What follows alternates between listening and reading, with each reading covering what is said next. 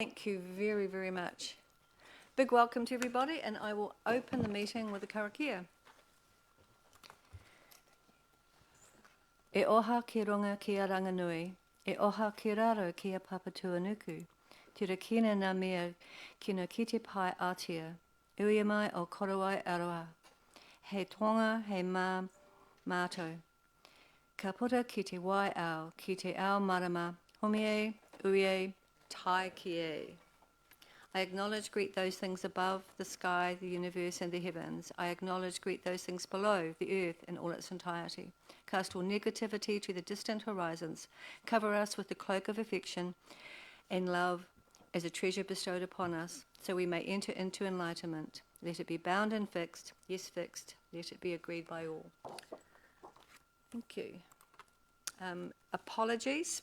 We have an apology from Councillor Charlotte, and we have Councillor Rob has had to duck out for a while. He will be returning, and I think that's it. Yeah. Can I? So move. Yes. I'm also not an apology, but I need to duck out at about 1, I think, if we're still going then. And I'd hate to think that it would still be here at 1.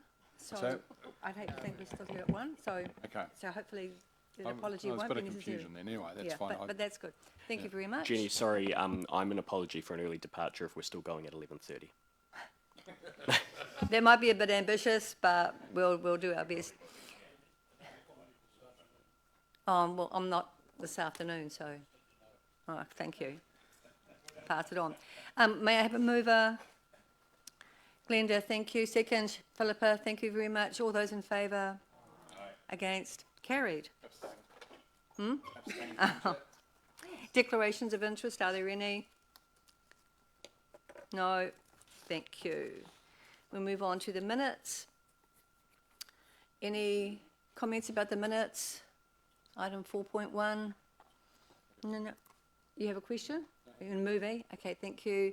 Mayor Andrew, seconded by Councillor Charlie. Beat you to it. All those in favour? Against? Carried.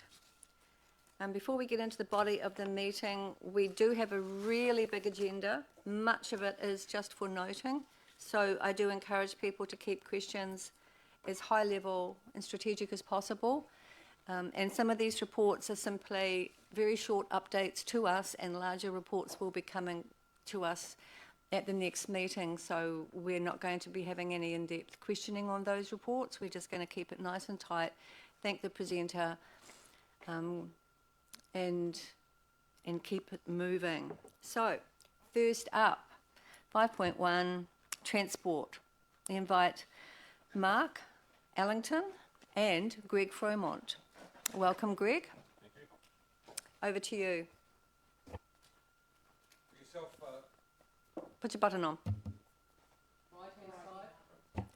Thank you very much, and pull it forward, because people on the live stream struggle to hear us when we either have it turned off or it's too far away. Through yourself, Chair Jenny, I'd like to take the report as read. I've also brought a couple of people with me today. Greg will speak briefly to start with on the Let's Go program. As you'll see through the report, the contract is coming up to be concluded as of the 1st of January, and then we'll be moving on with another form of program to fit the funding going forward.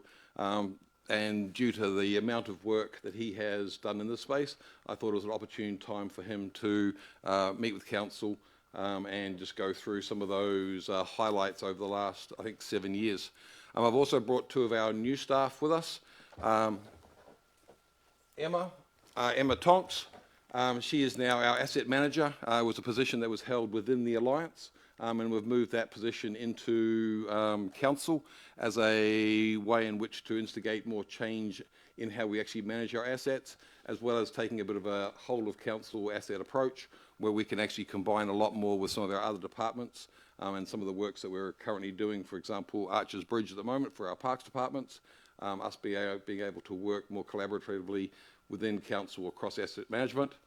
And Thorberg is our new civil engineer, and the reasoning behind that is we've got having our own on-site civil engineer gives us a far greater ability to be able to design and work as we go, allowing us more flexibility. And as you'll see through the report, the theme of change is a major part of where we're actually heading within our transport department at the moment. And it's a major consideration going forward in regards to our funding and how we actually do deliver. So the ability to be able to pivot on the ground and adapt with our own civil engineer in-house gives us that ability. And Brendan from our Alliance, one of the things we will be doing going forward with our meetings is bringing some of our contractors in to be able to understand the views of council and have a better grasp on the funding constraints and what we're actually dealing with as a council.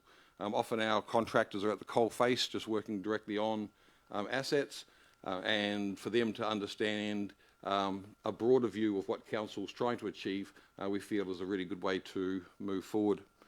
So firstly, I would like to just hand over to Greg to have a little bit of a quick run through of our Let's Go program over the last few years and what has been achieved.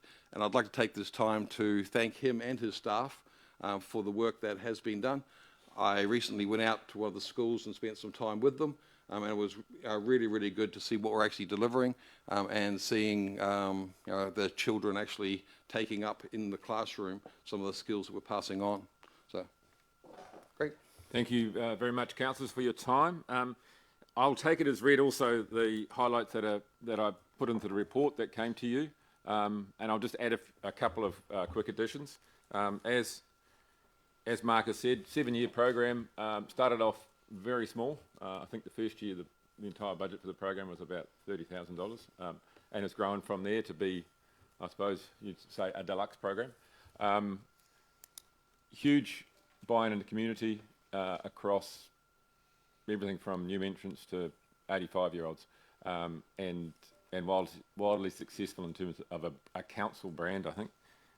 So to add a couple of highlights to what is already in the report, I think initially one of the biggest changes for me has been when the program initially started, Let's Go Brand, it was initially started by council.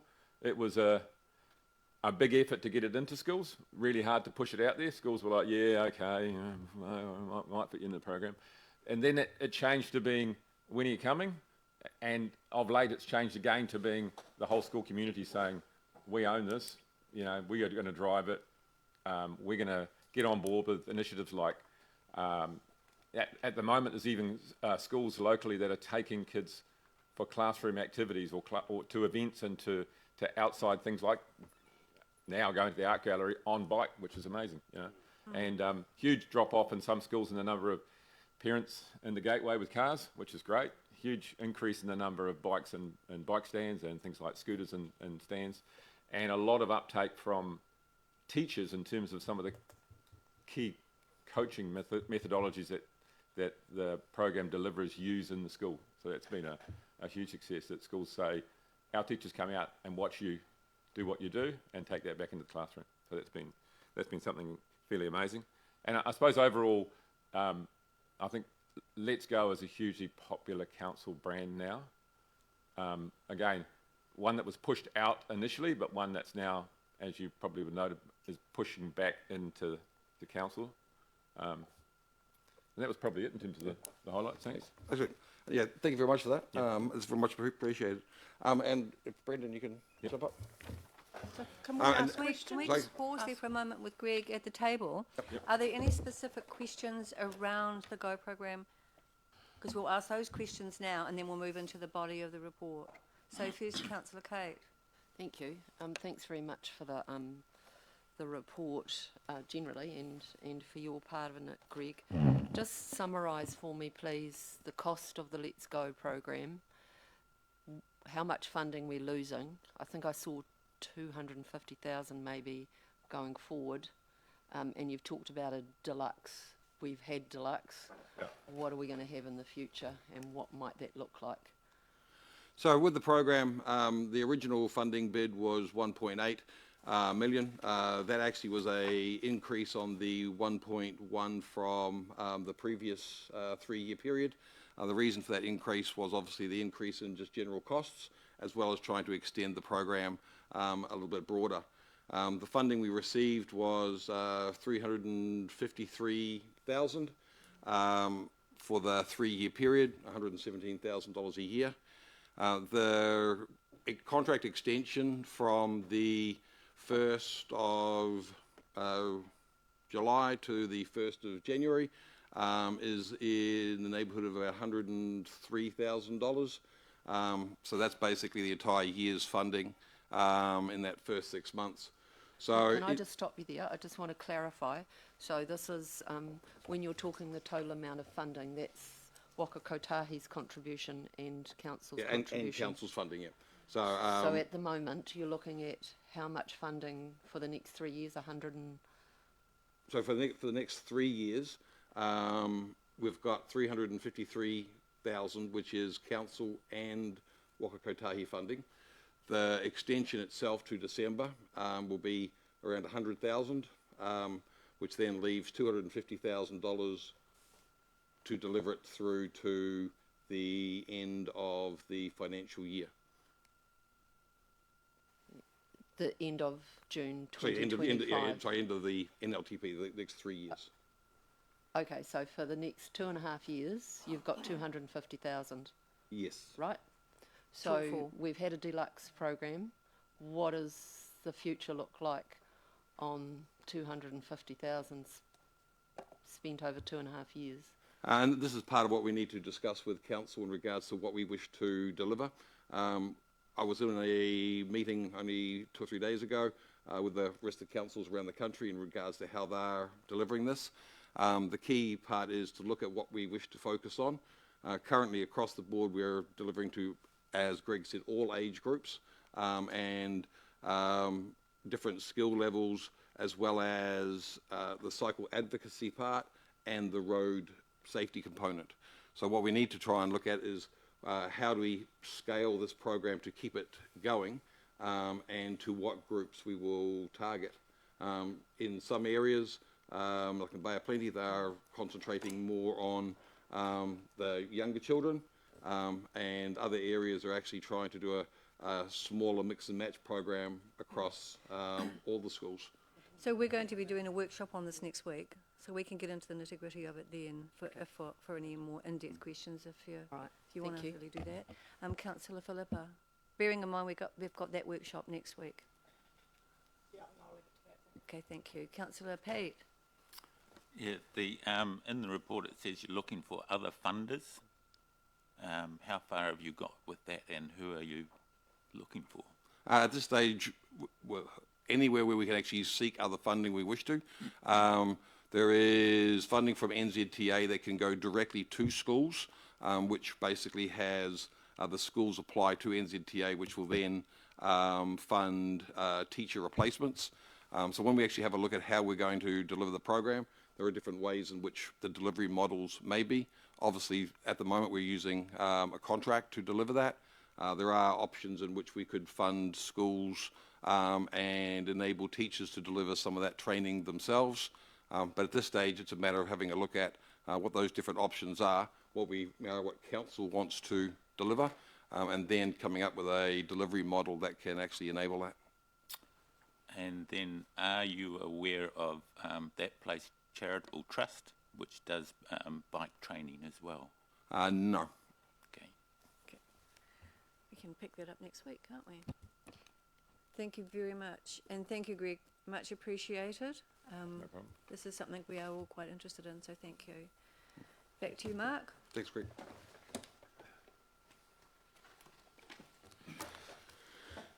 And through yourself, Chair Jenny, just on our roading, the predominantly theme throughout my entire report is around change. We've had obviously a fair bit of change in funding and the way in which funding is delivered. I've noted that our council here has predominantly looked at a lot of our renewals work and a lot of our project work through the low cost, low risk program. That program has been severely cut in lieu of our MOR, or Maintenance Operations and Renewals program. Some of those works that actually sat within the low cost, low risk could have been delivered within our MOR program. However, most councils that have targeted those individual projects as a way of gaining funding, obviously with the change in the government, the way in which that funding is delivered has changed quite substantially. And from our end, it's a matter of us being able to pivot and be able to deliver those same works, but in a different method. One of the major parts we are doing at the moment, it's a bit of a return to where we were 6-7 years ago, where associated improvements is a big way in which we're trying to deliver works. So where previously we would have a singular funded project through low cost, low risk to deliver something, for example, a new footpath, where what we're now trying to do is where we've got funding for footpaths, tie that into our drainage and curbing works and any other works that are around, and that way package it up to try and deliver some of these smaller projects in conjunction with some of our larger projects. It is a little bit more complex in the delivery, being able to value add to any other works that we're doing, but value adding is the way in which we're going to have to manage some of these smaller projects that we want to try and get delivered in amongst our other major works.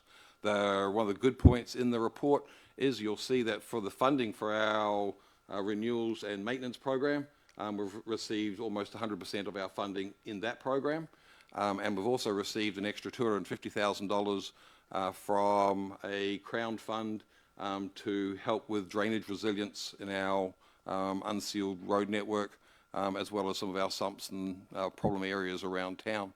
Now, this sits directly with the priorities of our current government, and realistically, it's a no surprises approach that the funding is very much towards business as usual, and any of the smaller side projects that we've put in, we haven't been funded for.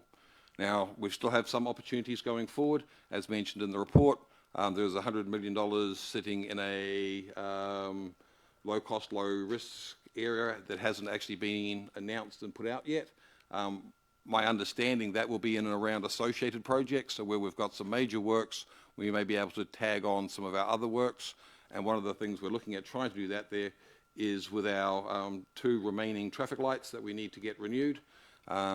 We hopefully will be able to get a bid in for that and tie them into the curb and pavement renewals that we're doing in that same area. So the main focus for us is being able to deliver as much as we can by value adding to our major projects. Thank you. Thank you. Thank you very much, Mark. Questions? Josh, Councillor Josh. Yeah, thank you. I just want to ask specifically about the Wakefield Street Bridge and the Aramoho clip-on, because obviously this committee has had some fairly comprehensive reporting on those two previously. So those 2 projects were unsuccessful for the low cost, low risk. So can you clarify in terms of future funding whether it would come out of that pool that you said hasn't been announced yet by the government, or whether there are other pathways that we could potentially source that funding from? So with the 2 bridge works, my understanding, talking to the investment advisors from NZTA, bridge renewals are to be funded out of bridge renewals, which once again is very much in line with where the government's looking at the moment. To do that, we need to put a business case up for each of those bridges, and there is a process that you go through for end-of-life structures, and we'll be following that process through and hopefully being able to get some applications in during the year. Obviously on both those bridges, we have a lot of extra maintenance and work that we need to do on that, and showing the benefits of that. Benefits realisation is a really big part that we need to be able to do now, and from my end, looking at the Wakefield Bridge, looking at the traffic counts, looking at the alternate road and the actual effect on that, I think we've got a very good case in which to do that. The Aramo clip-on, under the current government and where they're currently looking, I couldn't really comment on how strong a case that would be, but we will be putting our best case forward. We've got a lot of data in regards to traffic and the like for cycling and pedestrians, so we'll use every bit of data that we've got to put the best case forward. That the Aramoho clip-on, does that come under the definition of a bridge renewal, or is that separate? That comes under, it is a renewal. Okay, thank you. Deputy Mayor Helen. Thank you. Thanks for a report. Very comprehensive. So back to the railway bridge and the walkway, that is still being kept operational in the meantime, Yes, and we're still spending some money on maintenance to keep it that way. yes. Thank you. The fabric seals, can you explain what that is? So, taking a slight step back, one of the things we are doing is taking on more risk in our works. So, predominantly the two main treatments that we would use is cement stabilisation, digging up the road and putting cement in with it, or for a more expensive and I guess a higher treatment, full dig out, where we dig out the whole pavement and put a new pavement in. Where we've got areas where the seal is cracked, but there's no water in that coming through it, normally we would stabilise that as part of our pre-seal works. What we're actually doing now is putting a layer of bitumen down, putting a layer of fabric over the top of that area, and then sealing or paving over the top of it. It is slightly more risky in regards to it holding over the longer term, but it allows us to do far more volume of work, and it is expected that we will have some failures in that, but for the remedial work that would be required on percentage of failures, it still works out far more financially prudent to do that over the long term. One of the things we really do need to do with our network is we have a lot of minor failing parts across the whole network, and we've only got the funding to basically be dealing with the major parts. So being able to preemptively deal with some of these areas and get the most amount of volume done, it saves us in longer term maintenance going forward. And you'll also see in the report, one of the things we're also doing is in our resealing program, where possible, not in all areas, but where possible, we're only going to be sealing the main carriageway itself, the trafficked area, because in our parking bays and those parking areas, they don't get obviously the speed, the volume, the heavy trucks, and we get a lot more life out of that. So only putting the renewals back where we need them will actually extend the amount of work that we can do. It may not look the prettiest because you'll end up with a sealed section and a slightly not sealed section off the side, but from prudent asset management, it is the best way forward. Thank you very much. And I see you reported on logging damage to roads, and I guess it's a report and a request to officers. Or are we looking at bringing any sort of report around any changes to rates or anything in terms of that logging area, or that was already in the last? That was annual plan. Thank you very much. Thanks for the report. Thank you. Councillor Pate. Yeah, my question was also in your top risks in the forestry impact. The targeted rate that we charge, is it sufficient to cover those costs? Because if you spend all your money on one road, there is a lot of forestry roads that aren't going to meet things. So, I think that's a question for the elected. From my end, I could do with as much money as you could give me. And how you glean that money from our public is very much a question for yourselves. It's a targeted rate in any area. Obviously, requires to be spent back where we're taking it and the purpose we're taking it for. Our forestry roads do get a hammering, but then forestry in its as an industry does provide a lot to the community. This is a conversation I would like for yourselves to have, but any extra money I have in that area I can spend wisely. thank you. Councillor Rob. Thank you. Mark, I see there's some curb and channel renewals to occur in Victoria Avenue from November to January. So what's the extent of that work, and is that going to be a disruption to business? I would think it may be, but I will pass to Brendan in regards to this. Yeah, thanks, Mark. The work's at the top end of the avenue, not within the CBD, so running from the extension of curb renewals we've completed already, so running from Liverpool Street to Glasgow Street, past the entrances to both Subway, the motel, and also New World. What we should be able to do in that sense is logistically be able to keep entrance and egress into those businesses throughout that project work. So. Okay, thank you. Councillor Ross. Thank you, Chair. One question. Page 20 relates to 25 activities unfunded, and it says Wharf Street to North Mole, the final leg of Mountains to the Sea National Cycle Trail. I'm aware of the economic value of this Te Pehu, who are trying to get funding, and I know the value to us to complete the trail. Can you clarify for me that section that's unfunded, is that connected to the piece of land that is owned by a private operator and we're still trying to negotiate, or have we negotiated it? And if so, when do we hope to complete the trail? Starting with your last question first, Councillor Ross, I don't know when we will finish the trail. As I've mentioned, what we will try and do is progressively, as we're doing works in and around the area, wherever we can divert and use a resource to carry this out, we will. This may mean that some of these sorts of works in general are carried out in piecemeal for a period of time until we can get dedicated funding to it. So I cannot give you a time on when the completion would be.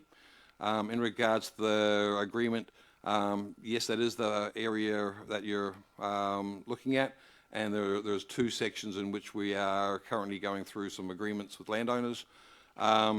My understanding is that the agreement is verbally all in place. We just need to have that written up and then legally signed off. But I guess we have a little bit more time in some of those discussions as we're not ready to be able to build more yet. Supplementary? Yep. Just to be brutally blunt, to complete the trail, that's on this council. If we're going to complete it at some point, there is no further funding from the government. It is up to us to complete it, Yes. fund it. Yep. Thank you. Councillor Philippa. Last question. Oh, okay. Thank you. Almost. Yeah, sorry. In regard, I mean, anything can change with. Sorry. That's the current status of the current government in this financial year, I gather. Yeah. I was just going to, but just on the mountains to sea, if we call it, is there any update or decision made or progress, or is it off the table around between some parade, from the cemetery through to the Aramaho Bridge, basically, or from the top of some parade? I'll call it the Aramaho Rowing Course area. They're kind of work going off, coming down onto my walkway, and then going back up. There's been quite a bit of discussion around that over time, but I just don't see where it's sitting now. Is it? I can't quote directly, but as I've looked at those plans and that going through it, and we've had some questions in regards to that section, I can't remember, it actually had another name for it. It was an old trail from many years ago, a double barrel name. The long-term plan is to go along there, but until we know exactly how we're going to fund that section, it's still up in the air. But my understanding is you can still get through there at the moment. It's just a matter of how we tie it together when we get funding. Thank you. And then just on to the comment you made around, give me some more money, council, and I can do heaps with it.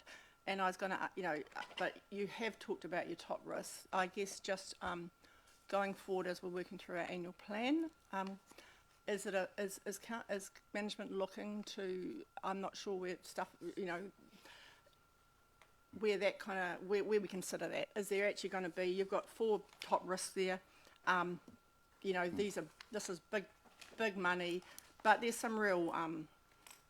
Some really important stuff there, even when you talked about basically sealing part of the road and not the other, and, I guess in an ideal world it's not great, right? I mean, it's, you can, water leakage surely will impact somewhere, but, Question. So are management getting getting your department to put forward to us what's the cost of what work, if you had to on the next annual plan, really you'd recommend, and what's the rating impact of that? Councillor Philippa, the discussions I have with Sarah, my GM, and obviously across Waters and everybody else, I believe that we're incredibly well heard in this council in regards to direction and what we can do.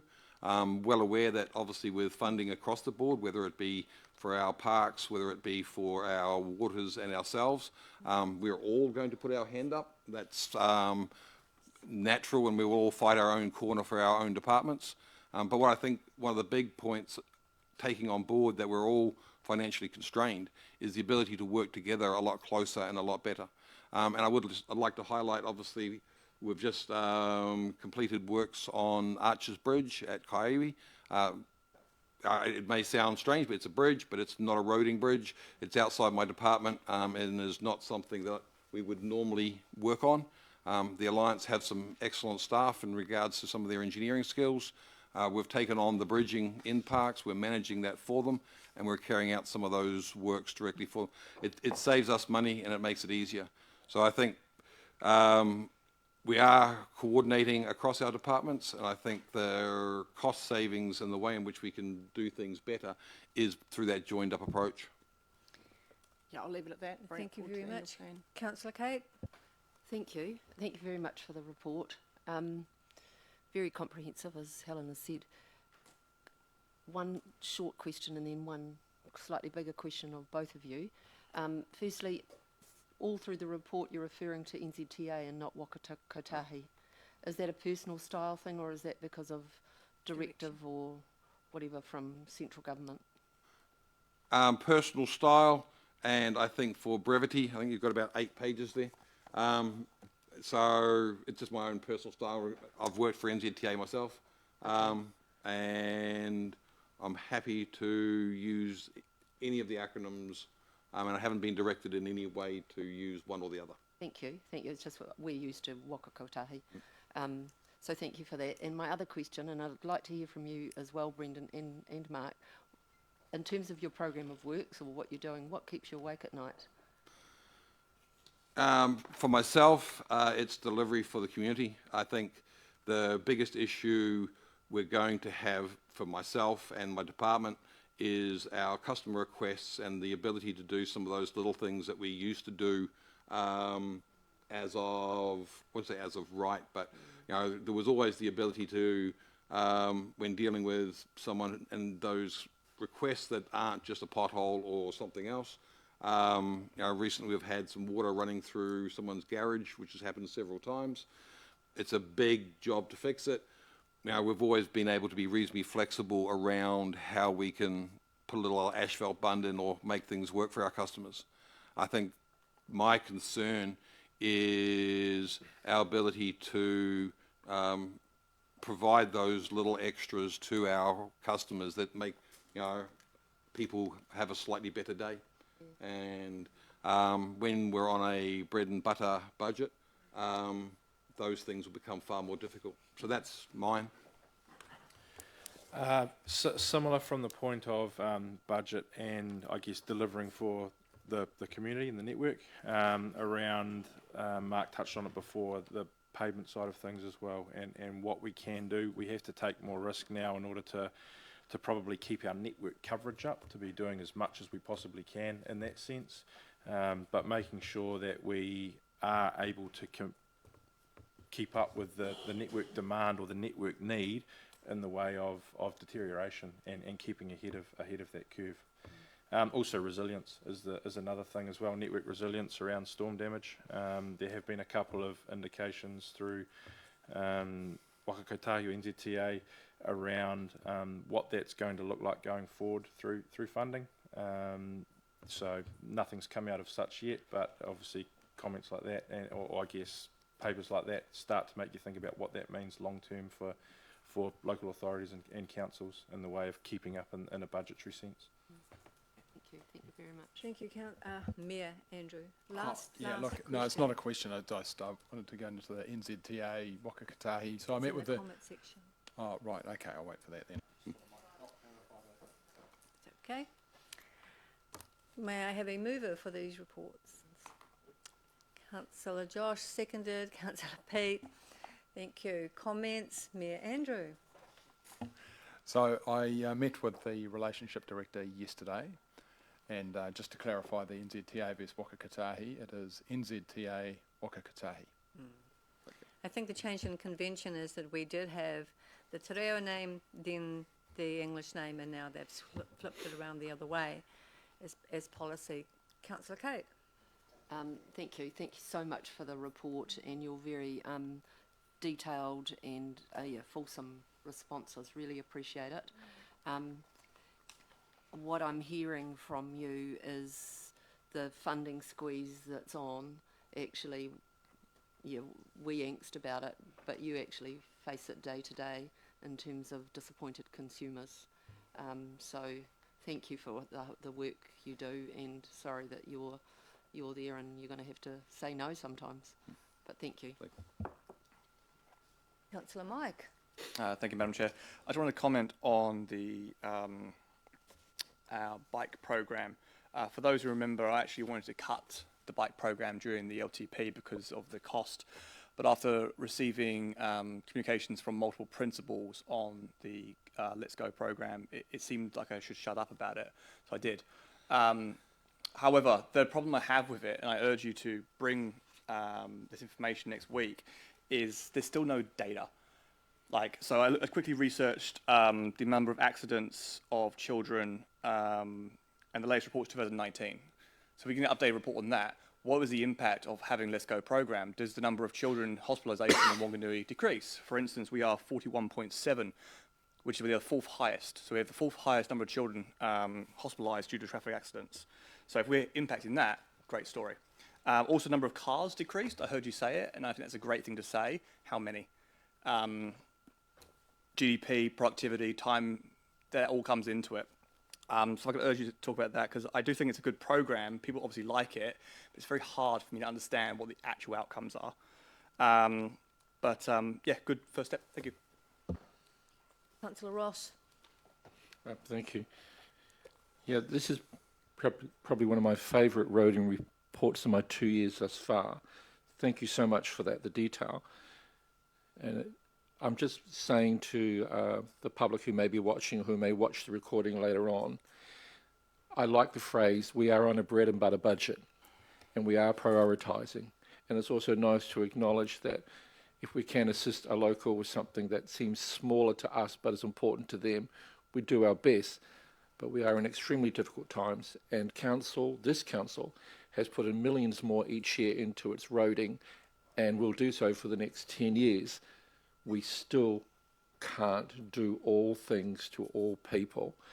And I think from the public that have been communicating with me, slowly they are appreciating the reality of nationwide inflation, cost increases, roading, bridges, insurance, inflation, interest, and so on. The recognition is there. It takes the edge off for some people. It doesn't take away the frustration of potholes and road verges and Longacre Road, I think it's pronounced, and all those other things. But this document I can refer people to and say, here is the detail of where we're at, the realities and what we're trying to do. So I thank you for a document that I personally can use rather than my usual verbose nature. Thank you. Councillor Philippa. Yeah, thank you for the report. It's very good. It's a big area, and we often don't spend perhaps so long on this, so it's really great to get it and to have some questions and a discussion about it. I just, I guess I think what we need to do as we go forward into another annual plan is to, kind of look at these reports and go, we're on all this stuff that's high risk.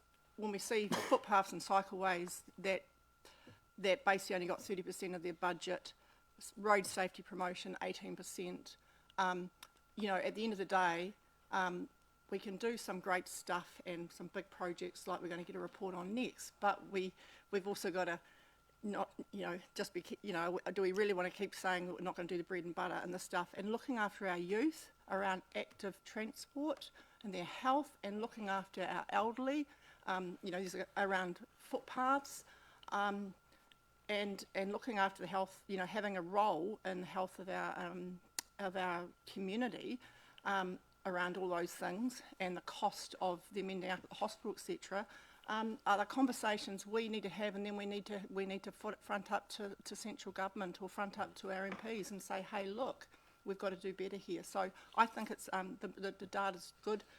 We can always get improved data, as Councillor Michael said, but yeah, we've just got to we've got to prioritise what really does make a difference to our community. Thank you. Thank you, Philippa. Councillor Josh. Thank you. Yeah, thanks, Mark, for your report. It's really comprehensive, and it gives us a really good set of information to communicate with the public on as well. But I just want to toe talk and agree with the comments that Councillor Philippa made. I mean, it's clear to me that the Let's Go program has delivered and will deliver in future if we choose to keep it at the appropriate level of resourcing. And it's obviously a conversation that we're going to need to have as part of the annual plan coming up. But really, for me, the comment that I wanted to make is that this report speaks to me of the frontline consequences associated with Waikakotahi NZTA funding cuts. And I think it's very real and having a tangible impact on the type of projects, whether it be the Mountains to the Sea cycle trail, the Aramoho clip-on, that we are not able to do as quickly as we would have liked because that funding is no longer there. And I think it's of concern, and that we need to be highlighting these issues and that they are having a frontline impact on our services. And finally, I just wanted to make the point, picking up on one of the questions that Councillor Kate made, that my very strong preference is that we continue to lead with the Te Reo Māori names for government departments, if at all possible. Waikakotahi is what we've used for several years, and I see no reason to change it based on government policy. Thank you. Thank you very much. Thank you very much. And again, it's a very good report. A big welcome to our two new staff members, and it's always good to see Brendan in the room. Thank you. So I will now put the recommendation. All those in favour? Against?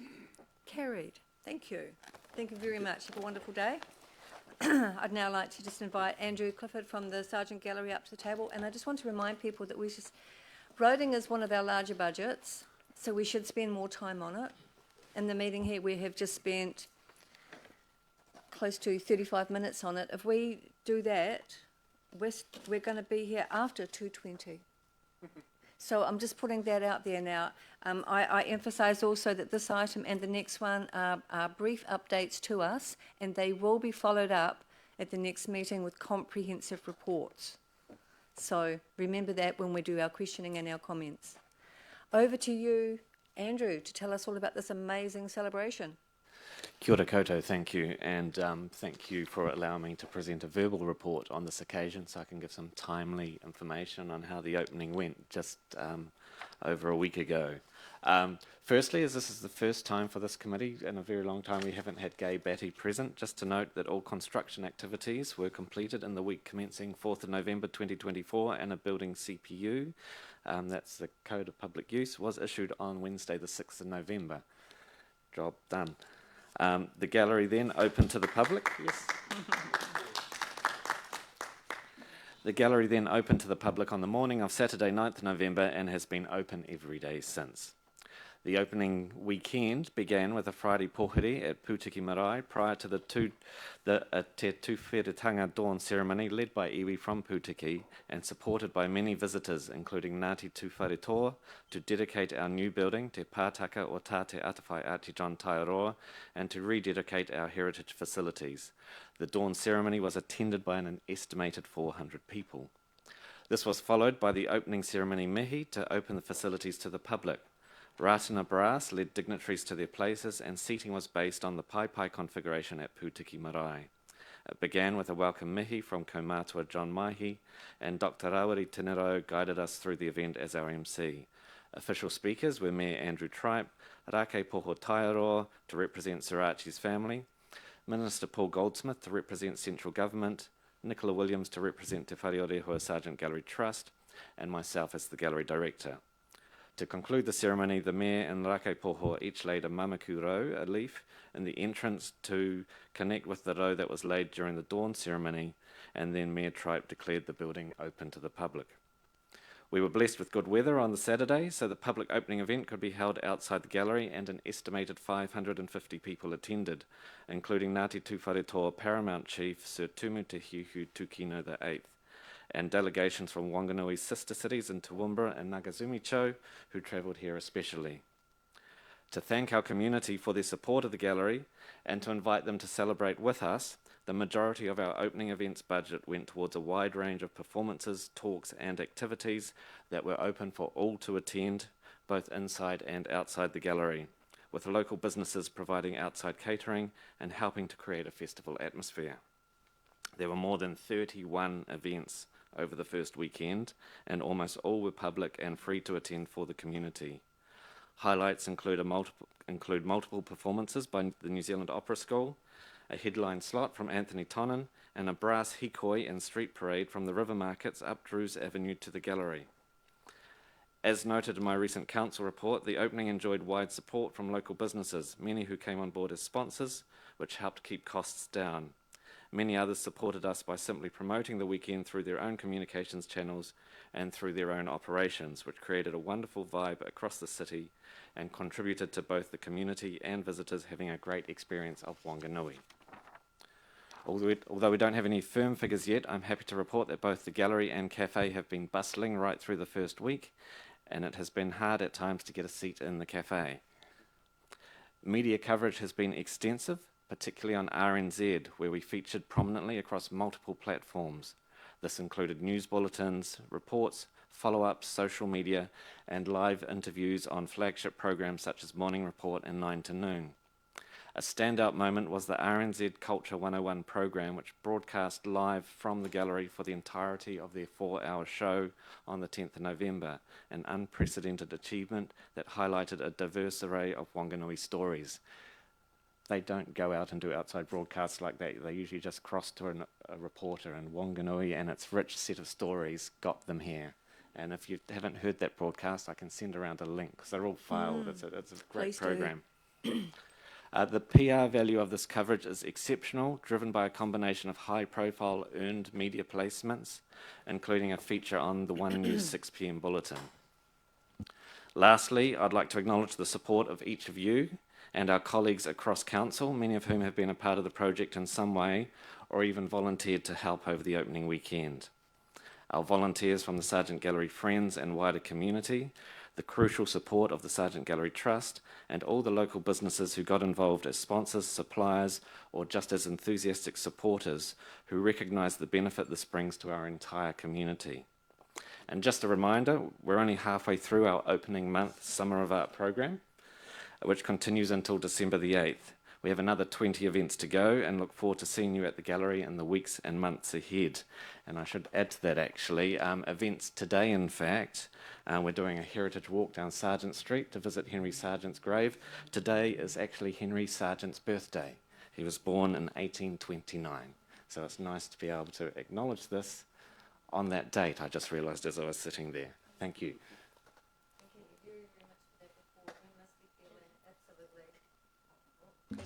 Speaker over here. Push your red button on. You must be feeling absolutely fantastic after that monumental task to get there, and then the wonderful celebration weekend. Yes. And we got sunshine. Can we restrict questions, please, to specifically about the opening weekend only? And all other questions can be answered in the next full report. And it would be really good if we could restrict questions completely and perhaps just comment. But if you've got one about the opening, do so. It's an extended version of the opening. How many people did you have through the door up till today? We don't have firm figures yet. I actually, while I was sitting there, saw some raw data coming through, which is sky high, but I wouldn't want to put that in circulation until we know it's reliable. Do you have but an it's impressive. Do you have an electronic door counter? Not a door counter as such, but we do have an electronic system, which we're now integrating into our own counting to make sure it is accurate. Last question, Councillor Kate. Thank you. Thanks for the report and for all that you and your team have done thus far. It's been high energy, front-facing, customer-facing the whole way, and it's been an extended period. How's the team? How are they feeling? I think we're now running on a mixture of both adrenaline and elation. Speaking for myself at least, the opening weekend was such a thrill. When we say we planned and planned for any possible eventuality and the hope that it would be as good as we expected, it was absolutely better than we could have imagined. And I've said this a few times now, from the moment we opened the doors, from that dawn ceremony onward, and other people were in the building, it took on a life of its own, and we had no way of anticipating what that would like. And from that first moment, what iwi brought to the occasion was absolutely heart-stopping in its beauty, and what they've provided in partnership, and then just the joy on the public's faces and everyone else who's come through. So absolutely delighted, and hopefully that'll keep us going for a wee while yet as the team start to find normal sleep patterns again. But I'm encouraging them to take time in lieu, and we're also lucky that with an end of year opening, Christmas is just around the corner, and they'll be able to spend more time with families and get a better balance as we move into the new year and think of the years ahead. Thank you. Just one brief question. It's a good one. Quick. Yeah. Councillor Philippa. It's a good one, but I just, thank you, Andrew. I did notice one day, just recently, I just noticed that the cafe was closed for one day. Is it the intention that it's going to be a 7-day, a 7-day operation, or is it going to have, is it going to be, I mean, not every cafe in Whanganui is open 7 days. I just wasn't quite sure, and obviously they'd probably do on 10 days in a row or something. But I just wondered if you could kind of confirm that what actually is the intention with the cafe as far as full opening. Yeah. I mean, it's going to be a process of trial and error, and we'll see what hours work best, as any business would. But it is our hope that it is a 7-day operation to support the gallery as a 7-day operation. And hopefully this was just a one-off, because we were so unexpectedly busy, not just through that opening weekend, but the full first week. They just didn't have a chance to reset, and they needed a breath before they burned out. It's a good problem to have, being popular, and we just now have to sort of find our feet and learn how to work with that. Thank you very, very much, Andrew. I will now put the motion. Councillor Kate, seconded. Deputy Mayor Helen, and comments. Just a Councillor huge Kate. thank you, Andrew, for those of us, for all of us around the table, but I think particularly for those of us that have been here for a while. The Sarjeant project wasn't without its ups and downs, and there was a lot of blood, sweat and tears that went into getting to where we are now. So thank you so much for leading your team, and to your team for making the weekend, the opening and the celebrations so thoroughly deserving of the project. Yeah, huge thank you. Deputy Mayor Helen. Yeah, thank you. Andrew, you and the team and all the people who've gone before you, for all of us and all the people who've gone before us, and for all the staff and all the staff who've gone before them. It's been a long journey, and the opening weekend and the celebrations and that building and what's in it are the best of the best of the best. I could not have done it better. There was nothing to criticise. It's an outstanding achievement after a very long and hard project, and I think we've got a lot to be proud of. I'm going to ask for something very unusual, that we do a standing ovation for all of us and everybody involved, because it's been so outstanding, and it's a big project for Whanganui. So I'm going to stand and do it. Nice one.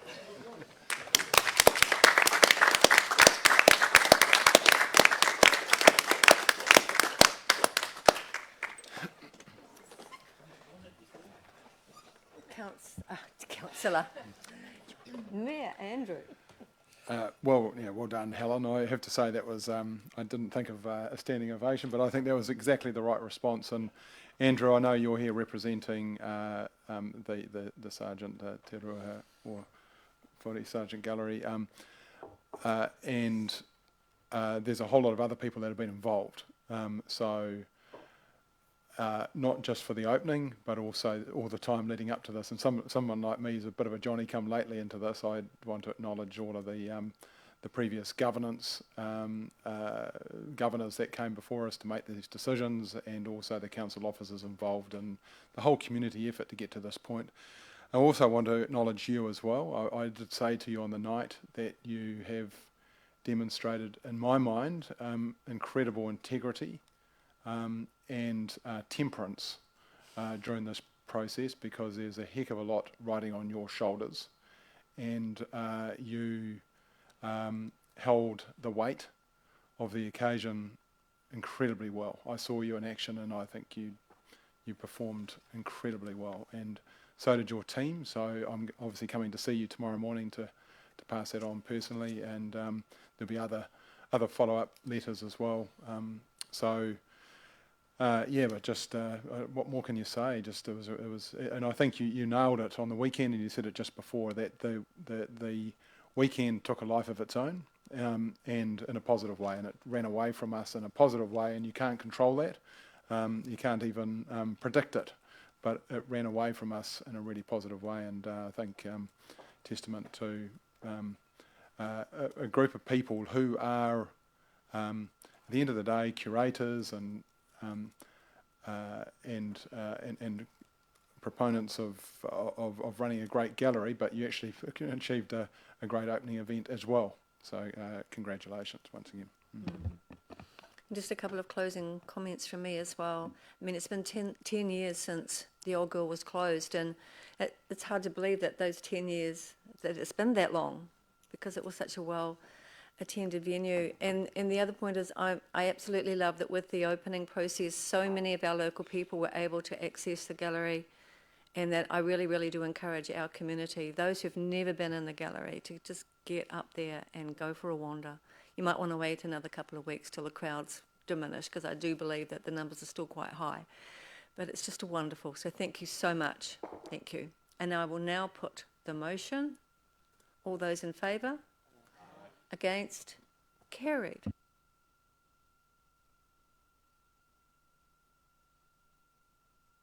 Oh, I apologise. Sarah, who's going to do the traffic assessment prelude report for Pukenamu? Thank you, Chair. My topic's nowhere near as exciting as the previous one, although relates to the same area for obvious reasons. As part of the wider redevelopment project, we commissioned earlier this year an initial traffic assessment or parking impact assessment across Pukenamu Queen's Park. What you've received today formally is the preliminary high-level findings of that traffic assessment. The full findings are, the full report has just been finalised. My team's doing a little bit of work with Marianne's team in the parking space and the library space just to finalise that report. We will table the full report once it is finalised. But what the assessment did was use past, current and forecasted visitor data, traffic and pedestrian data, parking data and site visits to draft the impact assessment up. In general, it finds that there is sufficient parking for calculated peak, non-peak demand, and during maximum peak scenarios where there are events in all of the venues, there will be a shortfall, as there has been a shortfall to date. The biggest takeaway from my perspective on this initial impact assessment is that they're recommending in the report that we have another look in 6 months or so when the visitor numbers have settled down to the gallery, and redo the assessment, make the comparison back to the current assessment, and then work up the recommendations from there. There were 5 recommendations in the report that are highlighted for you. And the first one is further traffic monitoring, and traffic monitoring is car parking, pedestrian access, flow through the park and around the park. And then there are some other obvious recommendations that are coming out as well, so such things like trying to not run multiple big events at the same time so that we don't create those peak periods if we can. So the next steps are, as I said, was that we will finalise the report. We will circulate or share the final report with this committee, that'll be in the new year now, Chair, and look to set up another monitoring process at the right time. We'll take some advice specifically from the people that conducted this assessment around when that time would be the right time. That'll help us inform recommendations and what we need to do moving forward and where we need to do it. One and only question, Deputy Mayor Helen. Thanks, Sarah. There's still a little bit of finishing work on the site with the landscaping stuff, that's fine. But in terms of any other paths, footpaths, I presume there's nothing, no. I'm particularly asking from Bow Street up the hill, so there's nothing programmed there, there's just... No, there's not. We would like to, in the fullness of time, do something there. Yes. Okay. And there's nothing else in the budget, in the long-term plan, for improvements on the site, is that correct? That's correct. Okay, so your report will come and then we'll have some decisions. Yep. And your report, you think, will be in February? That's the final report of the initial assessment, as recommended by the experts, that we remeasure the flow of the activity once the opening subsided, then make decisions. But as you can see in the recommendations, there is a direction of travel where there's some options that are emerging for us. So I think we'll have enough of a steer early next year and into the year around where we need to go. Yeah, okay. And we're not going to spend any money on expensive reports or anything like that? It's not an expensive exercise. It was a reasonably cheap and productive exercise because we used all of the data that's available to us, and they only did one site visit. Yep. Okay, thank you. Councillor Rob. Thank you. Well, I'm baffled. A report that was done in August, when the gallery was closed, comes up with a recommendation that there's a sufficient parking. So currently there's less than there was previously. The car park beside the library has now got 10 car parks plus 2 mobility, when there would have been at least double that before. We've got a question coming. Yeah, I've got a question. Good. But I have to frame it. So the rest of the Queen's Park, there's no additional car parking. It's just what was there before. So how can you say it's adequate when we're expecting an extra 40,000 visitors from what the gallery was operating before? How can the report make a preliminary conclusion that there's sufficient parking? So I'm going to answer that question, as is my right as the chair. As is my right as the chair. And I would say we need to wait until we cannot challenge the veracity of that report until we see the report in its entirety. We haven't done that yet. We've been given a high-level summary, and when we meet in February and we get the full details, at that point in time we will also have considerable experience of the flows up there and what that's really going to be like. Then we will be able to do some really good challenge. So that would be so we don't get an answer. The public doesn't get an answer. No, that is the answer. That is the answer. The full details are coming in February, and at that time we will also have far more anecdotal evidence of what is happening up there. So we have to wait until then. Okay. So I've got some other questions, thank you.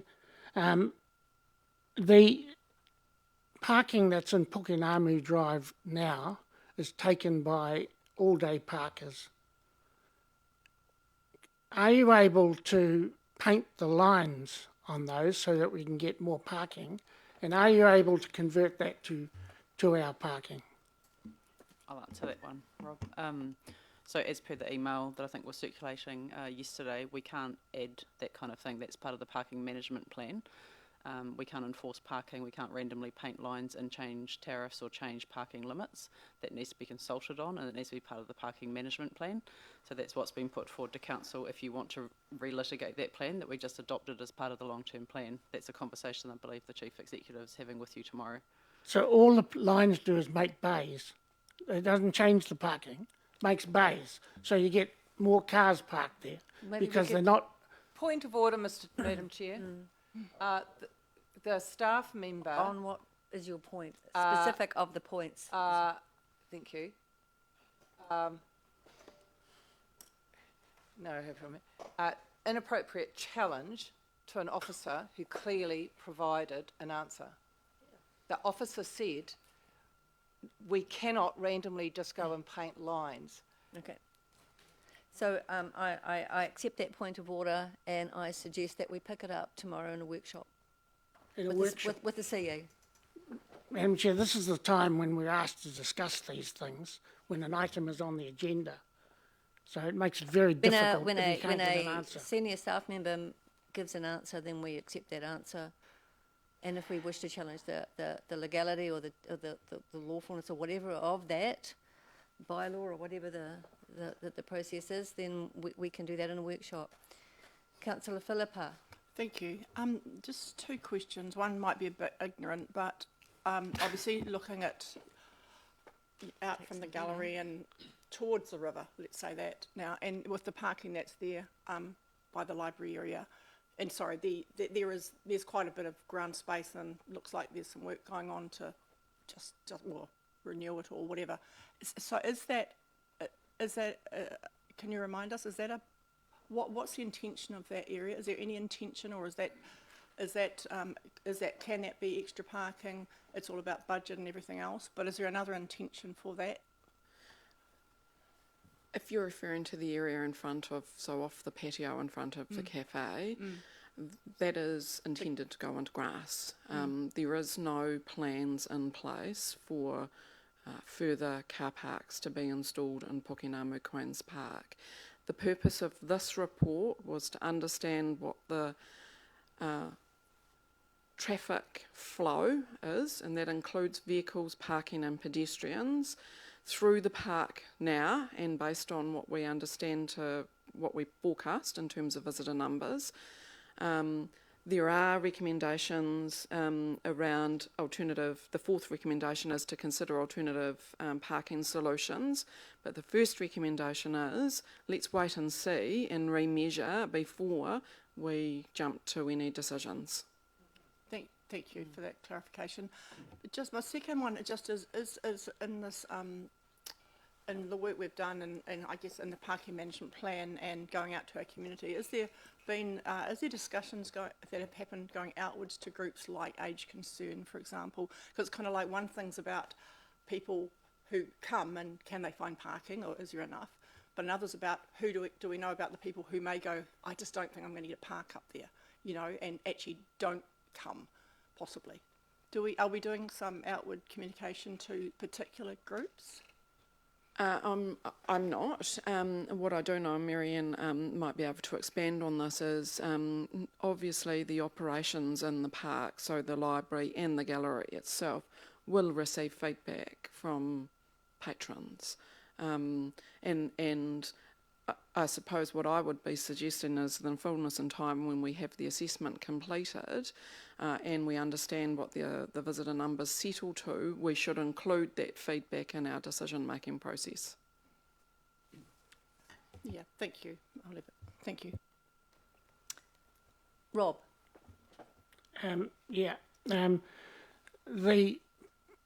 The paving in front of the doors to the gallery extends all the way down past the Davis Library. It's a pattern paving.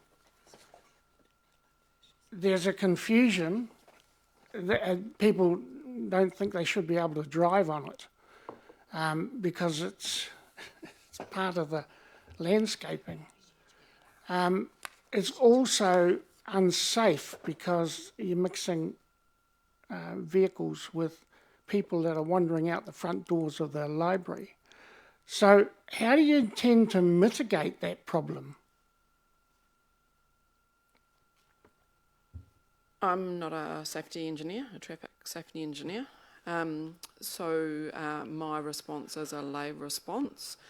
It is a shared accessway, a shared multi-use space, which is proven in this country, it may not be proven in Whanganui yet, proven in this country to be a safe model. There are multiple shared spaces around the country where both pedestrians, cyclists and motor vehicles share the same space. I drove past the gallery on Sunday and the car park had cars in it.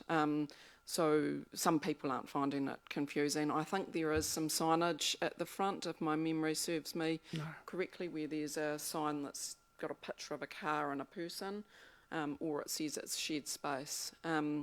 It's not an unusual or unique feature. That might be the first one in Whanganui, but it's not unique or unusual.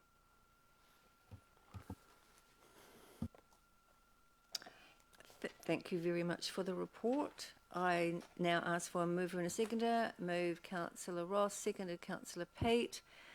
Comments? Bearing in mind, I refer you to the 2:20 departure time for us today. Councillor Kate. I will be succinct. Thank you for the report. I see this as a very considered, deliberate way to get the best outcome at Pukenamu Queen's Park. So thank you for that. I'm just wondering, my little theme today is about names and calling things. The heading of our report is Pukenamu Park. We refer to Pukenamu Queen's Park, which I understand is, so if we could just keep an eye on that. But thank you so much. Thank you, Kate. Councillor Michael. Thank you, Madam Chair. I'd like to say thank you for bringing this report almost forward, because we weren't expecting it in February, and it's probably the biggest complaints I'm getting at the moment, parking in general, hence my emails back in June around parking, and we can't do anything about it, and that's fine. But I'm looking forward to seeing the actual figures, because obviously for me, the library getting 300,000 people a year, you add on the 60,000 from Sarjeant Gallery, it's not substantially more, but it could end up becoming an overflow problem. So I really appreciate this report, because it says to me, based on the data, there's no problem. But based on human behaviour, we'll find out in February. So I look forward to that February report and making decisions that need to happen for not only that area, but probably surrounding areas as well. Thank you. Councillor Rob. Thank you. Last Thursday, at 11 a.m, I drove through Queen's Park to visit the cafe. There was no parks available in Pukenamu Drive. There were 6 vehicles parked on the grass. There were on the left-hand side. There were vehicles parked on the grass close to the gallery.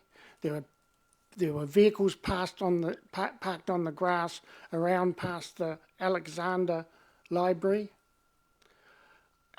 Now, I'm just flabbergasted how one could say that the parking is going to be adequate, because it's less than it was. And this design fault that's occurred by putting paved concrete to be driven on by the public, what's that going to invite? There's going to be oil marks, there's going to be tyre marks over the very attractive paved concrete area in no time. It's just not sensible.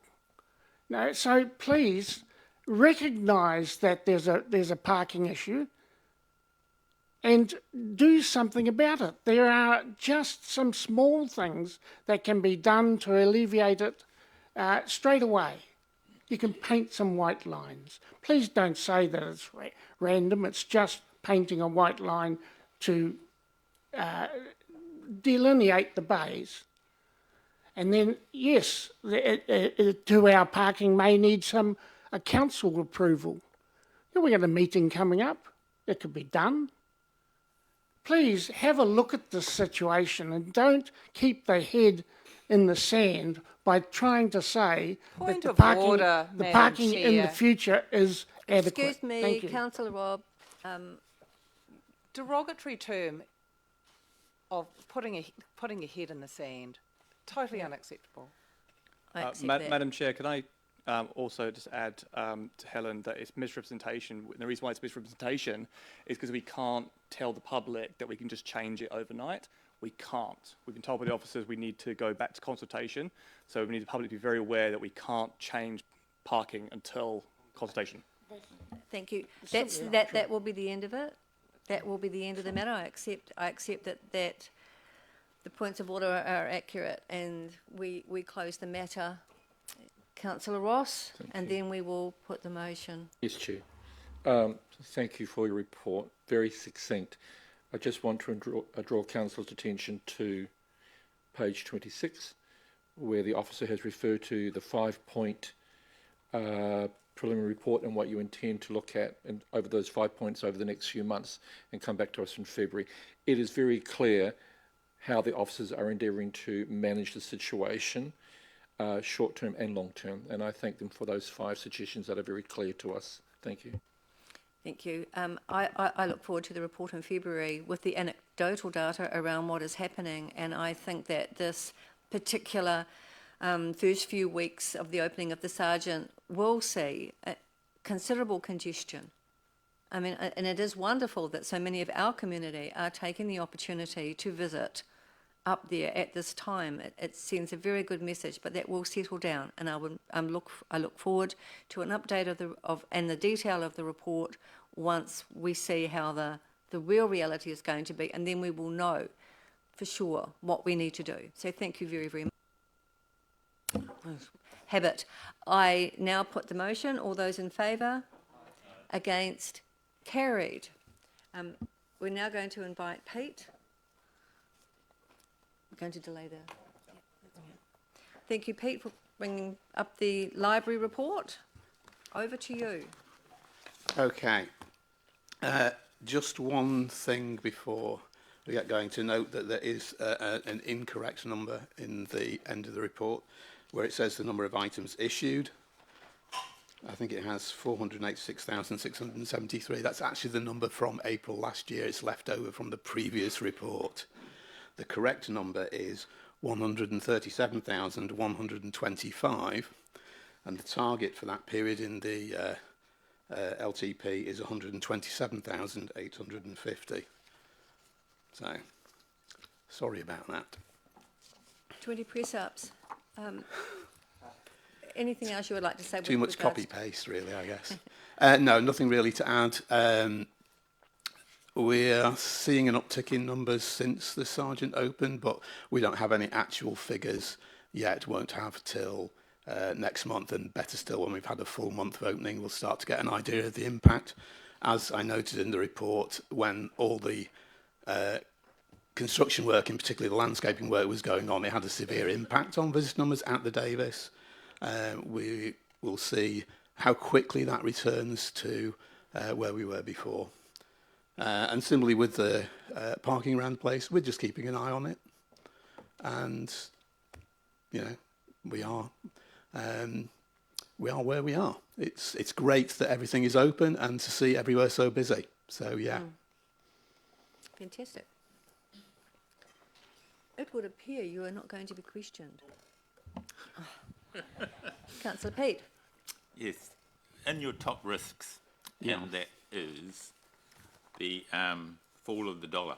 Yeah. Yep.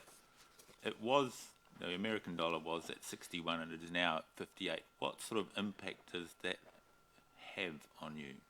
The difference of 5 cents or 3 cents? It's hard to say. We won't know until prices that we're being charged for things that are sourced from overseas start to come through. It's a fairly small amount, so I wouldn't imagine it'd be very large. But if we saw falls down to the level like 50 cents that it has been in the past, that would have an impact on the number of items we were able to acquire that are sourced from overseas. Yeah, there'll be a lag, won't there? Yeah. Okay, I will ask for a mover and a seconder. Councillor Kate moving, seconded by Councillor Glenda. Comment.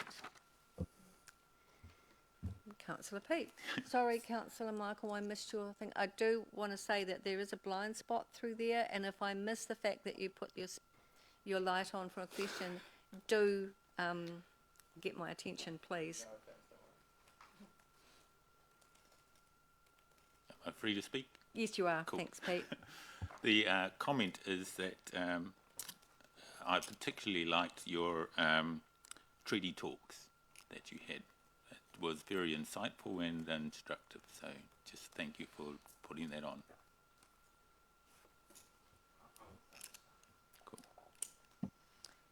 Councillor Kate.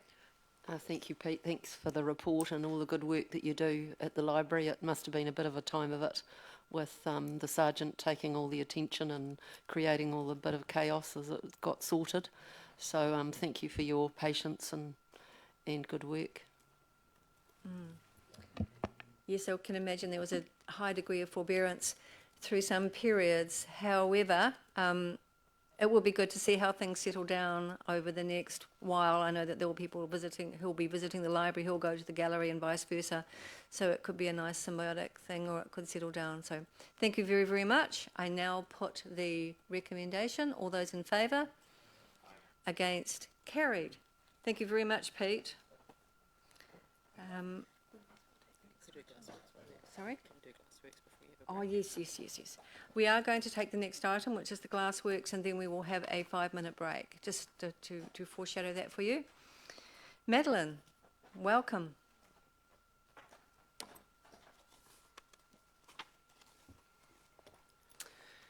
Thank you all for having me. I take the report as read. I don't have anything else to add. Happy to take some questions. Councillor. Come on, Maddie, you got shut it up a bit. It must be one or two highlights you just want to throw out there. And Okay, brief. so since the report has been submitted, we have released our first block for 2025 workshops, which I can report that's already had a great uptake. We've already sold out of 88% of our beginner workshops, which is great, and 73% of our newly introduced one-on-one workshops. So really good public interest for that, which is great. Councillor Ross. Thank you, Chair.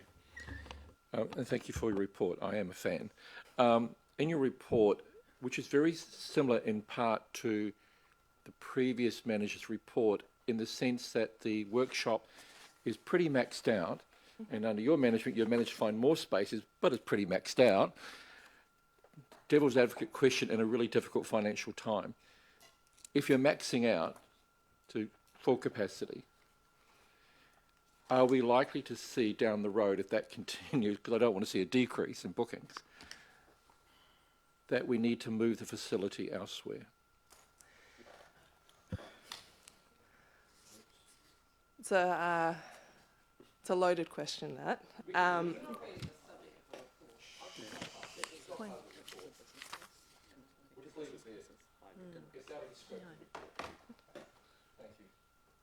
You're able to make that comment if you like. Just to add something that Councillor Ross, it was I believe one of our point of entry business cases we did, but it didn't make the cut through, but it is something that's kind of in the future horizon in terms of we can't expand if we stay in the same space. So. Councillor Michael. Hello. When I first read this report, I didn't think the figures added up towards the end of the year. Is that because that we obtain more of our funding towards the back end of the year, or are we running a little bit lean and we have a risk that needs mitigating in terms of costs to revenue? So the report period covers our quietest part of the year. That's the reality. We have a lot less foot traffic through the building, which is seen with our visitor numbers, and that in turn relates to sales. So we're absolutely coming up to an increased revenue period. The release of the next year's workshops has greatly put us in the positive there. And this whole next period, the next 6 months, we are likely to see increased revenue, increased visitor numbers.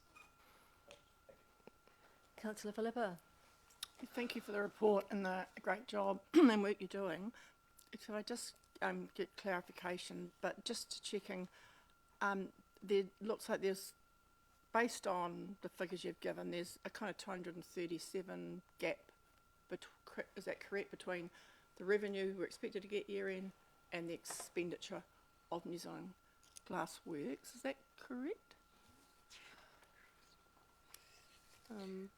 That's what's in the, sorry, that's what's in the annual plan budget. Those figures come from the annual plan budget, yeah. Right, yeah. So, sorry, can you remind us the council, the ratepayer contribution there? But what's expected? Is that roughly that 230? Is that what we're talking about? The difference between our costs and our revenue is about 237,000. Is that what we've budgeted? The report. Yes. Where's it in the report? It's the difference between 380,000 annual revenue budget and the annual cost. Yeah, but my question more is that what we've budgeted in the annual plan? Yes. Yes. Yes. That's what's budgeted in the annual plan. That's where the figures come from. Right. But based on, you know, like obviously workshop, the work, as things increase, I mean, you've got an issue around capacity, how much you can do there, but things are, you know, it's getting to full capacity, etc.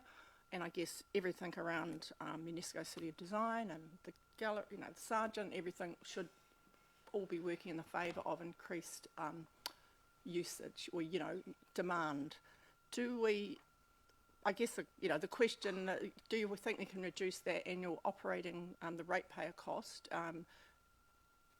with what you've got there currently, even with the great work, or is it likely to kind of need that kind of ratepayer cost? Madam Unless it gets a bigger facility or something. It's a key thing because New Zealand Glassworks, you know, it's always up for a discussion around what it costs the ratepayer, what it delivers. Now, it's a positive report, but are we going to be able to reduce the ratepayer costs in the current premise with what we can do there? Maybe this is the response to that is in an annual plan workshop where we can actually get into the detail of that. Perhaps. Madam Chair, I think it's a reasonable question. I think the question, if I might reframe it, is just, you know, given current projections of what your turnover is it likely to reduce the annual deficit that we're looking at that's budgeted of 237,000? Or did you contemplate this increased activity when we were budget setting? And the budgets were set before we increased the price of the workshops, which has gone up a fair amount, actually, and they're still selling out. So we didn't want to go too far because we knew how popular they were, but didn't want to destroy the demand by putting the price up by too much. But we have increased the price there, so there will be increased income from that and from the increased number of workshops that again was put into place after the budgets were set for the annual plan. But we will just have to wait and see. It's easy to make predictions saying that we put this price up and therefore we'll get this extra money, but we don't know when so much of the revenue depends on income from sales. And it's not something we have direct control over. So Pete, Marianne would like to complete. Could I just ask a further? I was just going to, just to add something as well. As Pete said, you know, we've aimed high with the revenue targets to reflect all the good work underway. But we also started off with, we lost the gas sponsorship that we were receiving each year. So that put us back, I think, correct me if I'm wrong, Peter, it was 50,000 per year. It dropped. It was 90 and it dropped, and now it's gone to 0. It was 40 in the final year, I think. Yeah. So we are starting, you know, we're trying to build that back up through revenue as well. So. Sure, and just, sorry, there's also, if I'm reading right, you've got an increase in hiring by practising glass artists, so the facilities being, all that's helping. Yes, yeah, but I guess what we're hearing is, what I think I'm hearing, without putting words in your mouth, is without nailing it, you're hoping to reduce the ratepayer input with all the great work happening, but you can't promise that yet. And then there's probably a big picture around, you know, is there a whole lot of more capacity, but that we can... It's sounding like a comment. You may wish to complete that statement afterwards. Councillor Kate. Definitely leading the witness. Yeah. Too much American TV. And the chair may disallow this question. and it goes back to what Ross was talking about before in terms of capacity. In all of the work that you're doing to increase turnover and activity, do you have any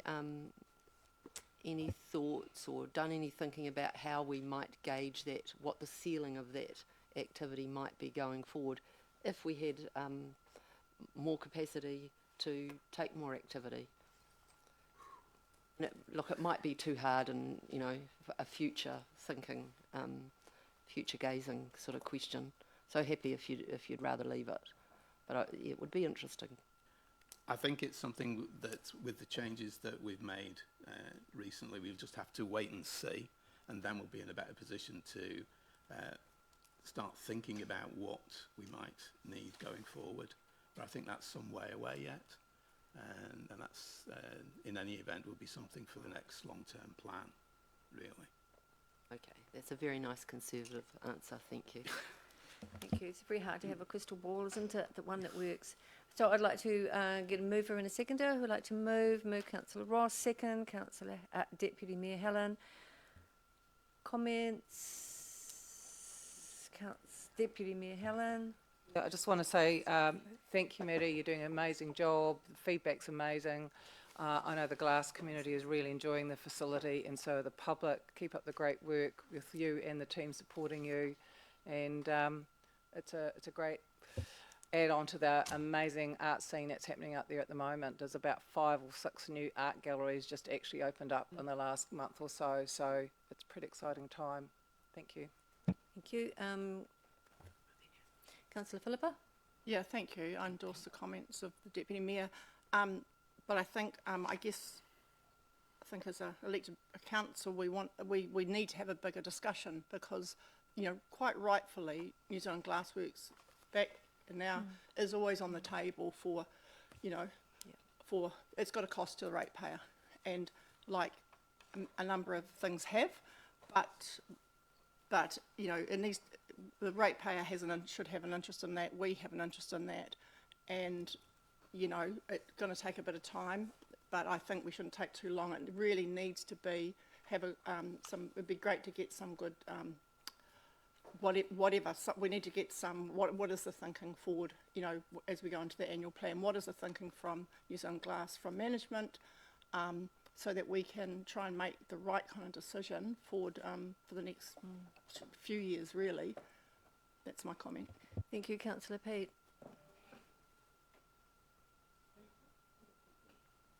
I'm Michael. Oh, yes, you are, too. You just Wow. a promotion. Thank you, Madam Chair. I just want to clarify my position a little bit in the comments. My apologies. No problems. I thought the report was really well done, and I love the actions that are being taken place. It looks like an actual business being run for good outcomes. My concerns was, obviously, and you've answered that question, and thank you for that. It makes total sense to me, and it's what we hypothesised in the Chair's briefing. I guess my position is that I like the actions. I think they're prudent, and although I do resonate with my colleague on reducing the ratepayer burden, I think in this current market, if we could just meet the annual plan with the impacts of increased expenses, you've got a good win. And if you can carry on that movement forward, then a break-even business sounds perfectly good to me. So, but yeah, I just want to give you, I guess, kudos for the actual business plan that I see here and the comments I see, because it actually feels like you're trying to create a business as opposed to spending money. So thank you for that. Thanks. And at my indulgence, I'm going to let Marianne make a comment. Thank you. I just wanted to really acknowledge something from Madeline, who hasn't put it in her report because we don't blow our own trumpets, but she has been selected as one of 25 for Creative New Zealand New Leaders Program. So that's fantastic. Yay. Thank you. I will now put the motion. All those in favour? Aye. Against? Carried. Thank you very, very much. Thank you. We are now going to go to a 5-minute break. We will be resuming at 11:10, whether you're here or not.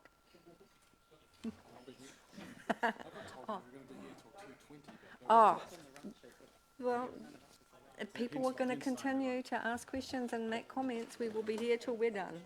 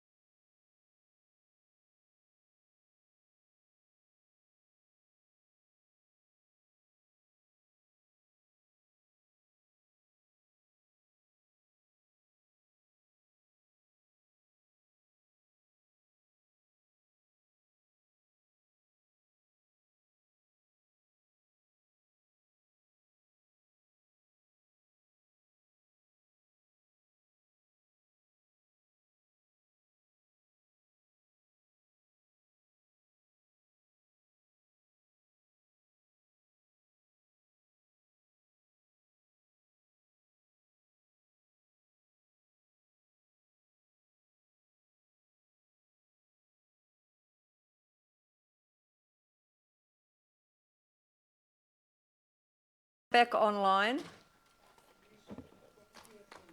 Welcome, Dana. So venues and events status report. Over to you. Good morning, everyone. So just a couple of points that I'd like to pick up from the report that's been submitted. Overall, it was a really positive quarter for venues and events. The velodrome, while there is no revenue, that is because of invoicing. So invoicing for cycling will happen in the next couple of months. They've just signed an MOU for the next 3 years. And we have an event, Hong Kong Cycling Touring Party, happening at the velodrome as we speak, and they will be invoiced by the end of the month as well. In terms of a couple of highlights that I wanted to point out, it was really lovely to see the Opera House being used for something different than a show. Having a dinner on stage was absolutely remarkable, and the group actually came into the Opera House having no idea why they were there or what they were doing, and when they walked onto the stage they were absolutely taken away. So that was really positive and exciting for the team. Other thing that we did a bit differently was hosted a Fawlty Towers touring and dining experience at War Memorial. So that was a little bit unique for us. We haven't done that before, but they've already booked in again for next year. So that was a really positive piece of news as well. Happy to answer any questions that people might have. We do not appear to have any. Councillor Philippa. Thank you, Dana, for this comprehensive report. Just on the velodrome, if an event is cancelled, which will be only, I think, due to rain, yes, from what I can work out, are they being invoiced for the facility if they don't get that income or whatever? I mean, how does that going to work? So I've already had one happen 3 weeks ago, I think. So the cycling are on an MOU, so they pay, Whanganui Cycling are on an MOU, so they pay a fixed invoice for their season. At the moment, we haven't had an event that's actually booked in that's cancelled due to weather. So it's only through Whanganui Cycling that event. Yeah, there was an event the same weekend as the Festival of Cultures. It was a Whanganui Cycling-led event, though, I believe. Yes, yeah, Yep. most of them would be. I would think so. Correct. And they are invoiced on an annual basis. Correct. Including any events they hold. Is that what you're saying? So they're on a MOU fixed agreement, so they Right. pay a fixed annual sum. Okay, whether they have, so obviously just checking that further, Yes. they'll have, training nights and stuff, and they might have some just club carnivals, and then they might end up having, 4 events, or they might have 20 events, but at this stage the MOU is a fixed fee. Correct, yes. Right, yes. thank you. And is that for this the year or 3 years? So this is for 3 years, and then it will be reviewed after those 3 years. So we wanted to give them an opportunity to get back in on site and get that cycling group back up and running again. But they were instrumental in getting the Hong Kong group through, and we're invoicing them separately from cycling MOU contract. Thank you. I mean, just so maybe I read it in here, but I read something about a health and safety issue at the velodrome, did I? Or so we were hoping to have a paracycling event earlier, and I think I may have briefly touched on this last time.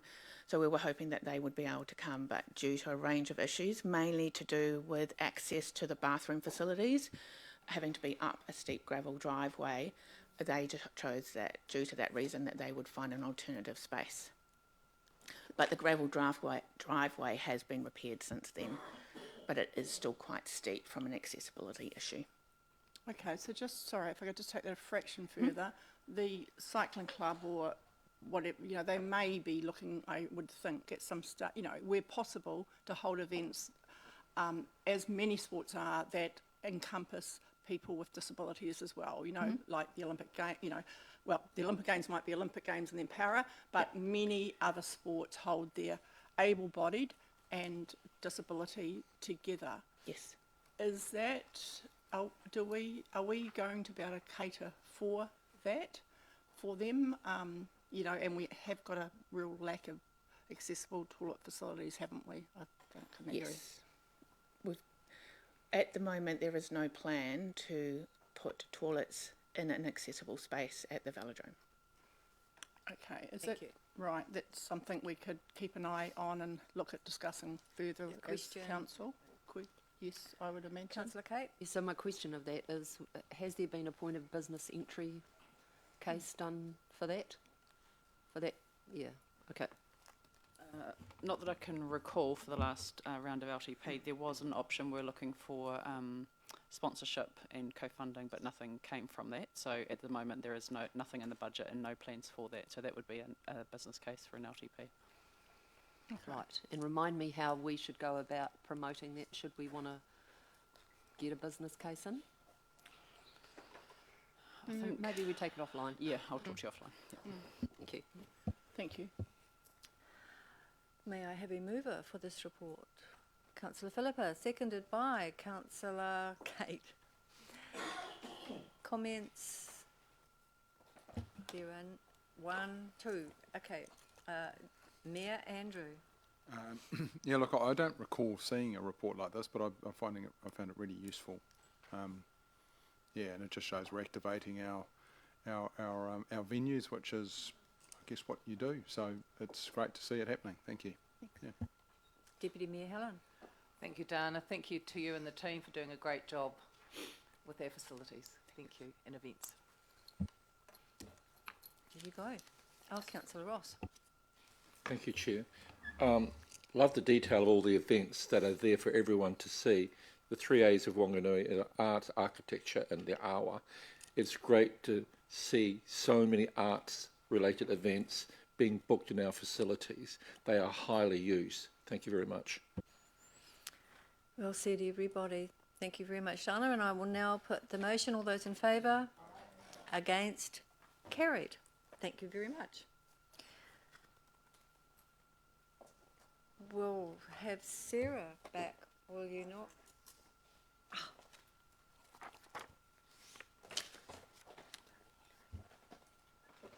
Oh yeah, Tanya's going to do it. Welcome. Good morning. I'm Tanya and I'm presenting the Open Spaces report to you today. My colleague Lauren is away and sends apologies today, but we've co-written this report. I take it that you've read the report and really happy to answer any questions.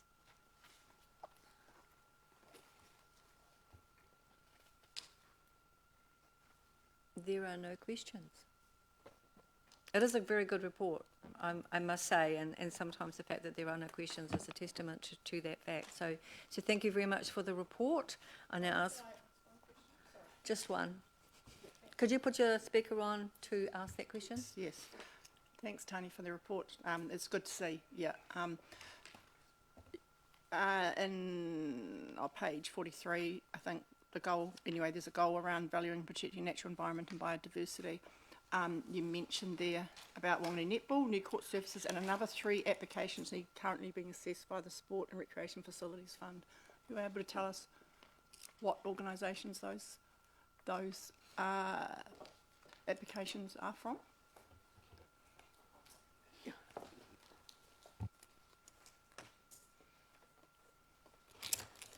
So 3 applications have come in through Sport Whanganui, and Sport Whanganui have supported the applicants to refine those applications, and the request is sitting with David, our Chief Executive, as we speak, for his approval. He has the delegation through the Projects and Grants Committee Terms of Reference to approve the Sport and Rec Fund. So yes, we've made a contribution to the netball courts resurfacing, which was completed in September. Some of you may have been invited to their opening event in December. And the 3 applications at this time, I'd rather refrain from talking about them specifically until we've had the chance to have a talk to David, if that's okay. Absolutely. Yes, thank you. Yeah, I guess but it would be my understanding, and thank you for clarifying the process, but it would be correct to say, wouldn't it, that those 3 applications could basically go through the process, get signed off by David, and then we're informed. And I guess as a portfolio holder, in particular, but councillors having some knowledge of who's applied when people come to us is really important, particularly when that fund's been reduced to only 50,000 per annum. To probably just repeat myself, the terms of reference in the governance manual note that they go to the Chief Executive for approval, and then they're reported retrospectively to the Projects and Grants Committee. So you will all hear about the results of those applications at the next available Projects and Grants Committee. Thank you very much, Sarah. Yeah, so just third question, it's a slightly different question. As long as you're not drilling down. Yeah, well, I mean, I think it's, yeah, I'll say what I think about it. But you just said Sport Whanganui helped the applicants through. I actually spoke to Sport Whanganui last week because another organisation wanted some help, and I said, I understand you go to Sport Whanganui, they'll help you through the process. And I was informed directly that no, they're not helping through the process, they're just steering people to date. So your microphone just dropped off, Philippa, but that's a bit unfortunate because I've got an email trail that's only 2 weeks old, directly from Jodie and Tanya King of Sport Whanganui, from Sport Whanganui, and they have worked with the clubs and are making the recommendation, or they're endorsing the recommendation through to David. So that's not quite correct. So can I suggest one that your speaker is off, but two, that this be taken now offline, Yeah. because clearly there is a miscommunication somehow that needs to be resolved, and I think it needs to be resolved out of here. But thank you for asking the question. Councillor Ross. Thank you, Chair. On page 42, in one of the goals, it says, results for 2024 showed that those with a disability are less likely to participate in physical exercise. I find the sentence a little bit worrying because it can be interpreted that's a reality for people with disability. It's not. And based on that survey, that they are less likely to participate in physical exercise, would you be then interrogating that and saying why and how can we increase participation by those with disability in some way? Short answer, yes, we will want to be interrogating that information, like we will other information that comes to us that shows groups of the population that are not participating in activity. Yeah. So it's across the board. There are various different groups, including those that are not fully able-bodied, to participate in activity. So yes, that's an area of focus for us, along with our partners in Sport New Zealand and Sport Whanganui. Supplementary? Sure. It then makes basic sense that if we improve our accessibility, such as the velodrome, more of our people with disability would participate in those areas that are relevant to them. I probably can't argue with that. There's some decent rationale on that. We've done an accessibility audit in the last 2 or 3 years on our playgrounds. And you put in a request for an accessibility audit across our facilities. So we know some information about our playgrounds. We don't know about some other information for some of our other facilities. We need to finish that conversation before before we can have any data or information about that. Appreciate it, thank you. Thank you, Councillor Kate. Who would like to second? Councillor Philippa. Oh, unfortunate. Okay, so we've got a mover in a second. Those who would like to comment, Philippa. Thank you. It's good to see this report. I'm going to make comment on the process around. I mean, the Sport and Recreation Facilities Fund is here for now, but I have made this comment last week, with the Mayor, and I think maybe there's a bit of a agreement of a change in the process, but it's simply impossible to work as a portfolio holder, to be out-facing and to have no information. I've had at least 2 groups come to me in the last 2 weeks, and I'm telling them one thing and then they're being told another thing, but also that I think it's a bit of a shame. I don't see any application from any club. It'd be very hard to see it's confidential, that we must be informed prior to decision making who is seeking some support, but it's just really hard to ask questions about what you don't know, so when you're kept out of the loop. And I think it is a flaw in the whole portfolio process, but I think we need some confirmation actually, probably from the Mayor with respect to the CE around any changes in that, because it just needs some small tweaking to improve the full communication process between the Chief Executive, who's in charge of everything, elected members and the community. Thank you. Thank you. Mayor Andrew. Thank you for this report. I highlighted a number of different themes in here which I think speak to what open spaces and physical activity is about, and that's around collaboration and community groups. So if I read through here, it stuck out pretty quickly that splash centre hoists, sensory friendly sessions, core boards, and then I go to the concept of collaboration, community groups, networks, Painting the Park project, and staff have been actively supporting a new community group called Castlecliff Community Sports and Recreation, the local Hindu community, etc. So I could find a whole lot more examples. So for me, it reads really well in the sense of both collaboration, partnership, but also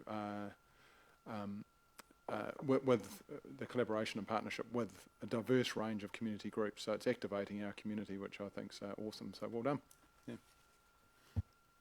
Deputy Mayor Helen. Thank you. Thanks for the report and all the great work. It looks excellent. In terms of what Councillor Philippa raised, she will know because she was in the meeting.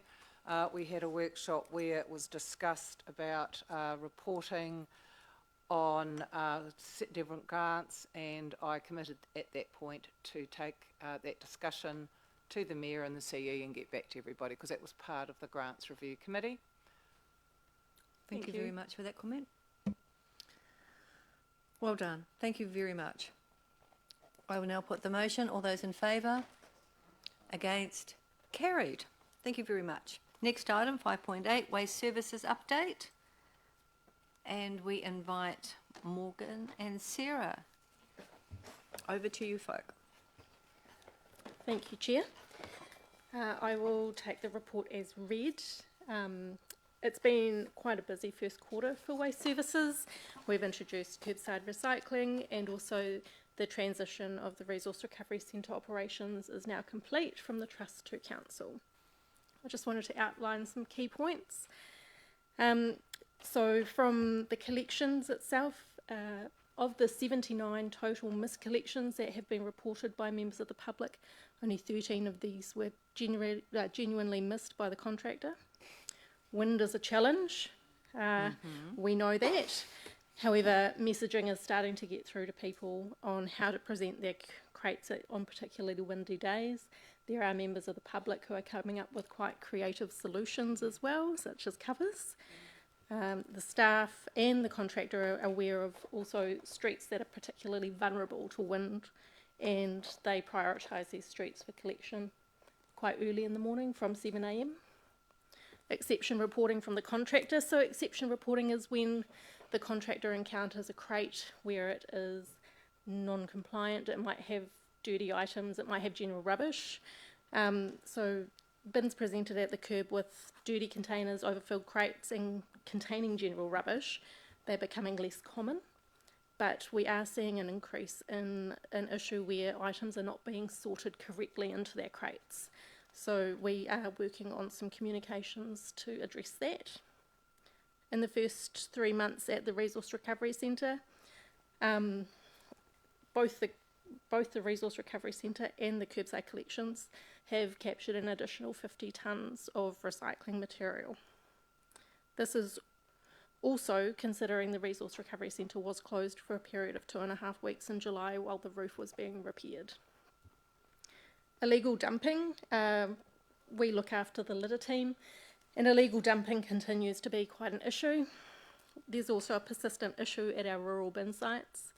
The litter team continue to work closely with our compliance team, and where evidence is found, this information is passed on to the compliance team to follow up, and potential infringements are made where possible. Work is underway to install CCTV at a couple of the rural sites where network coverage is now extended into these areas. Council officers are also planning a session with the Rural Community Board and their constituents to understand what the challenges are in the rural community regarding rural waste in particular, and we will work on some options to address this, and that will occur early in the new year. Since the resource recoveries come under council control, we've welcomed a new team leader. She's fantastic, and we've done a comprehensive audit of the site. Following this audit, we identified over 36 actions for improvement regarding site safety, staff wellbeing, fleet management, and overall site cleanliness. During this time, council has introduced 3 new recycling services: tyres through the TyreWise Product Stewardship Scheme, which is a nationwide mandated product stewardship scheme, polystyrene recycling, and food and beverage carton recycling. Some fresh data to hand in the last 2 weeks. In the first 2 months of the TyreWise program, we've collected and processed 1,100 tyres, and in the last week, we hit 200 kilos of polystyrene recycling. We've also established an arrangement with eCycle New Zealand, who will accept and process our e-waste, which includes the 30-odd pallets that were left on the site when we transitioned to operations. I'm happy to take questions. Thank you very much for that report, and it sounds like things are moving along really well. My question is around e-waste. Who is doing the, like the Grumpy Old Men, they do this and they donate into the community. Who is doing the, disassembly? So not all of the product that is accepted as e-waste at the site is taken by Grumpy Old Men. They will come on site and they'll be quite selective in what they take for processing. So you are working with them to take it? They do come, and we are trying to work with them. But we needed to find another suitable end market for product that has not been taken by them, and that's CRT televisions, flat screen TVs, large printers, things like that. So we've found a company called eCycle. They're quite well known around the country, and they will take them at the moment. It is going to Auckland. However, they are hoping to establish a site in Palmerston North. Thank you. Councillor Robb. Thank you. Several questions. The crates overfilled complaints. Now, what's the policy for the contractor on this? I can understand glass, but I can't understand plastic if that is treated as being overfilled. So what is the policy? It's the contractor's discretion. If it is presented in a safe manner, they will deal with it. However, it is primarily glass that they will refuse to collect if it is too full. Okay. The 47 cases of that are handed to compliance, it would be helpful to know what the results of that 47 complaints are. Prosecutions is probably, publicity of prosecutions is probably the best way of reducing these. So are you able to provide that information of the outcomes of these 47 complaints to compliance? Through you, Chair, I don't have that information to hand, but I'm more than happy to reach out to the compliance team to follow up on that for you. Okay, thank you. And just to add to that, we're in early days with our collection service, so we want to take a communication and educative approach with our community to help them understand what's appropriate and what's not first. Yeah, well, I'm only talking about the 47 that are handed to compliance. So tyres and polystyrene. Yes. So what's the end market for this, please? So through the TyreWise recycling scheme, which is the nationwide mandated product stewardship scheme, tyres are collected, shredded, and then they are made into other products such as arena mix and also playground matting. This is a nationwide thing that we are part of. I believe we are one of the only collection sites in Whanganui, so good. We will continue to be that site, and hopefully people stop dumping them down riverbanks and things. And polystyrene.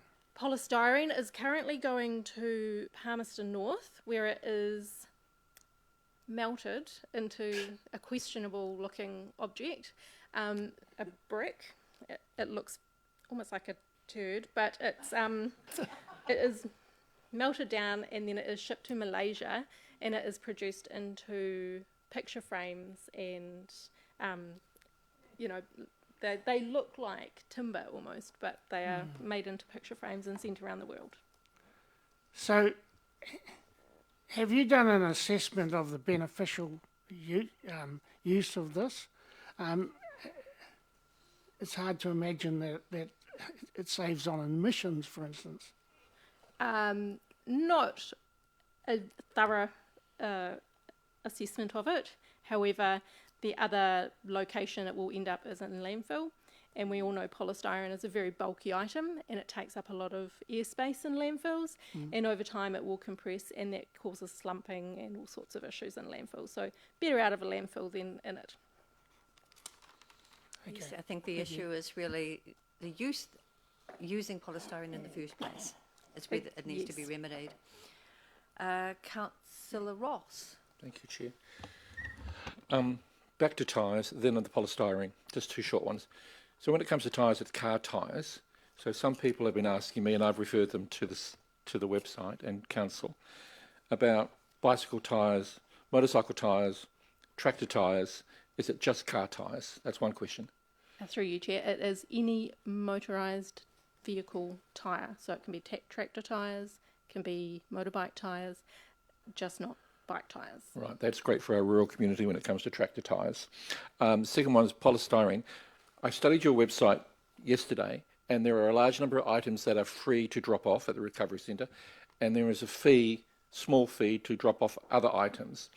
With polystyrene, again, I've redirected people, there's a small charge per 100 grams, which is air, to drop it off. And you mentioned a lot of kilos, 200 kilos or something. What's been the reaction to that, and why are we charging? Is it to recover our costs?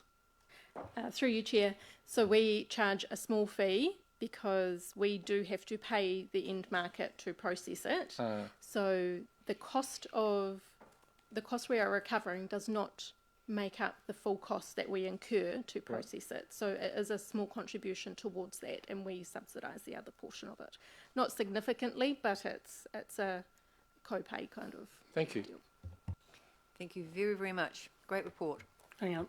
Oh, sorry, didn't see that. Yeah, I'll just put it on. The paragraph about the Resource Recovery Park update,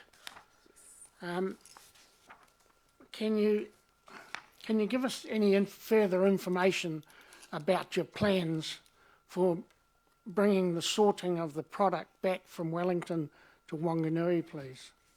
So through you, Chair, as part of the work we are doing at the moment, we are in the very early stages of discussing funding for a feasibility study for a resource recovery park in Whanganui. You may all be aware we have a limited time available at the current site on Mariah Place, and we need to make some progress quickly around what the future state for Whanganui will be in terms of a recycling centre or a resource recovery centre for people, and that will include the the sort line for curbside recycling. So that's the first step, is we need to actually understand the wider state of play in the district before we go and make some long-term investments that we may need. We need to make sure we're accounting for everything, any potential future things like container return schemes or other product stewardship schemes. We just want to make sure we're dotting our I's and crossing our T's before we go and build something. Okay.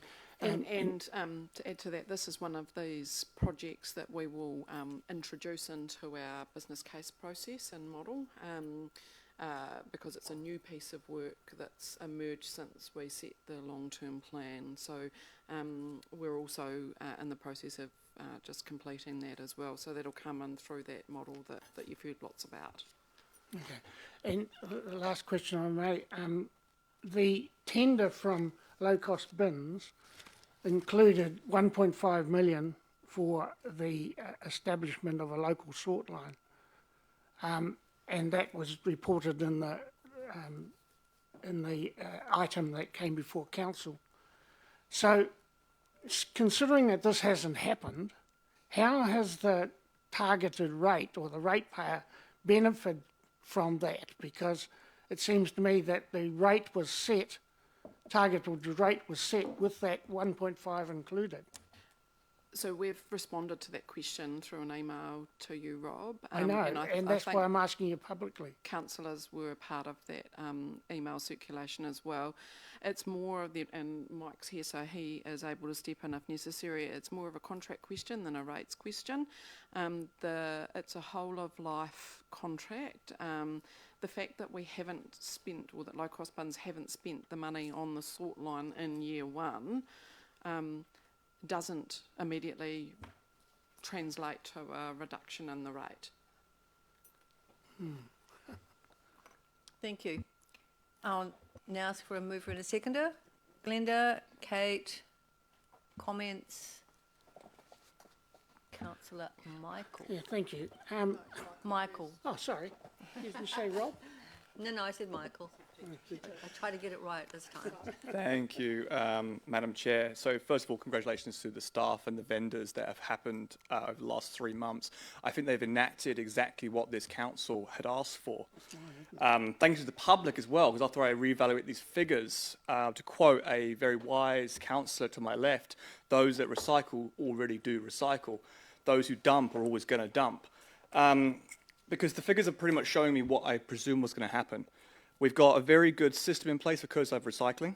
We've got a lot of good operations in this area and a well-documented report. However, the problem I've got is that based on the 2018 report that a lot of you actually voted on was based on the fact that we have 3 main attributes to this. 1, 3,500 additional tonnes of recycling per year from curbside recycling. We're currently sitting at 50 tonnes over 3 months. 2, less dumping. We're not seeing less dumping. 3, those who cannot actually get to the place can have recycling. I'm assuming that's happening. My problem here is not so much in the operations, it's actually in the governance and our decision making. This has been a very expensive decision by this council. And just to give you an example of back of the cereal packet numbers, there are around 3,333 cereal packets in a tonne. We are currently spending $2,142 per tonne, which means every packet of cereal that you recycle is now costing you 64 cents to recycle, instead of popping in the car and putting it in the other area. It should have cost $714 per tonne if we hit our 3,500. Now, I've been urged by the officers that these numbers will increase, and they will increase. We know they will increase. My concern is how we make decisions. And we made the decision based upon emotional items, based on central deterministic areas, and we're doing that for food waste next. And I'm very concerned. Point of order. Anyway, I'll take it back. I'll take it back. But it's my job. Sorry. My point of order is misrepresentation of the grounds on which Michael's colleagues or the pre-councillors made decisions. He can have no idea how they made those decisions. I mean, he's just speculating. Okay. So on that basis, I accept the point of order, and Councillor Michael has already withdrawn it. So we move along. So I guess my main concern is moving forward. How do we make critical decisions based on the outcomes that we look to achieve? In 2008, how previous councillors made decisions based on these reports and the meetings that I was involved in, and I even spoke at, it was stated that we would increase curbside recycling and reduce the number of dollar per cost across the board. We have increased it, and I urge this council to start thinking about if the outcomes of the decision making are actually achieving what they think were going to happen, and whether or not 64 cents per cereal box is a good ratepayer spend. Thank you, Michael. Councillor Rob. Thank you. First of all, I think that the contractors deserve a lot of congratulation for the way they've introduced this service and they've been managing it. I think they've been absolutely fantastic, and their attitude, when you chat to them, outside your gate, they're so helpful. So I would like that conveyed to them, please. But my concern about this introduction of the service is not about the collection. That's the easy part. Where's the product going from here, and is it a beneficial use? This is the key question. It's not addressed in this report, and I hope it will be addressed shortly, because this pickup from our gate needs an audit all the way through to the end market. Because what happens is that if there's a false assumption by the public about where it is or where it's not going, that can completely destroy the integrity of a collection like this. It's done it in the past in Whanganui. So I hope that next report will see an audit of the markets, where the plastic's going, where the tins are going. We know where the fiber's going. It's local. And the other point is, I'm very concerned to hear that there is actually no firm plan for a resource recovery park or doing this job locally. There's some intimation that we'll look into this, but we need to do something about it now, because when this contract started, the contractor had drawn up plans to build a building at the Resource Recovery Centre and start this sort line. They told us that temporarily it will go to Levin, and now it's all going to Wellington.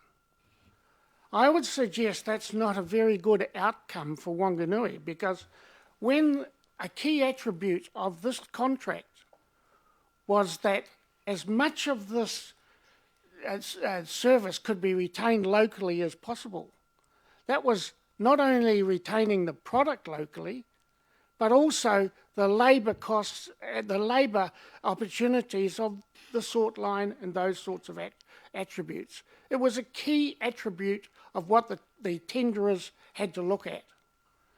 So I'm hoping between now and the next report, we actually get something firm in the plans about where this resource recovery park is going to be and how it's going to operate. Thank you. Councillor Ross. Oh, thank you, Chair.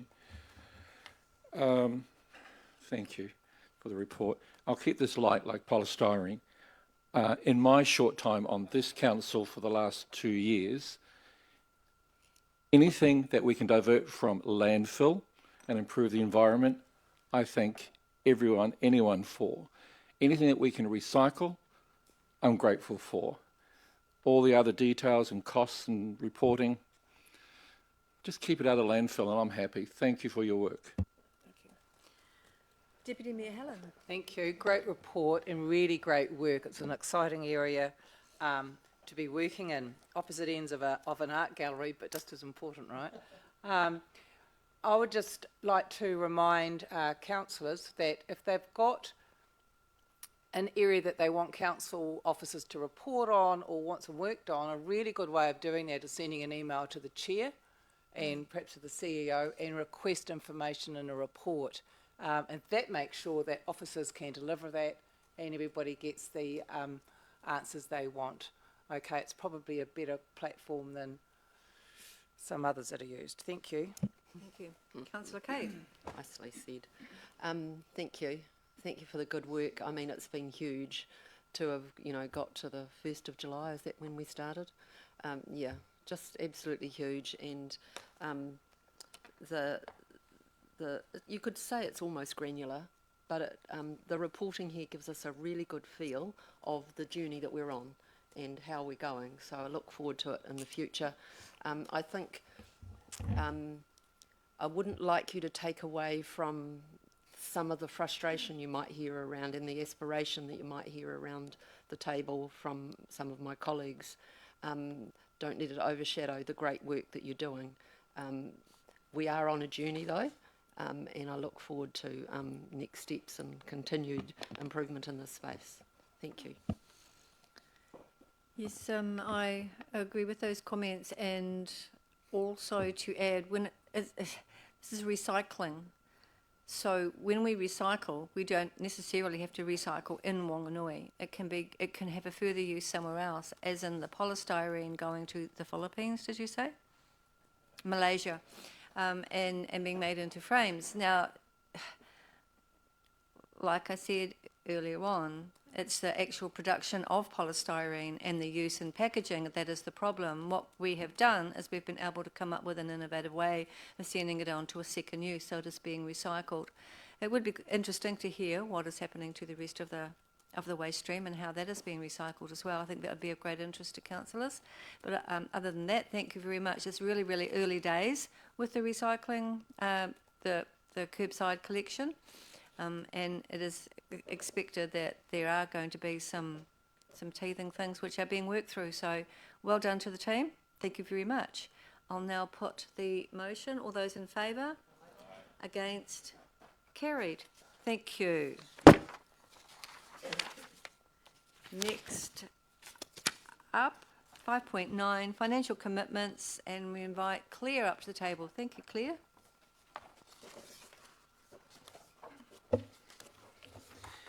Good morning. Submit a report taken as read. Hopefully I'll just graze the seat as usual. And any questions, obviously, that you have, but I have nothing further to add. There are no questions. I will...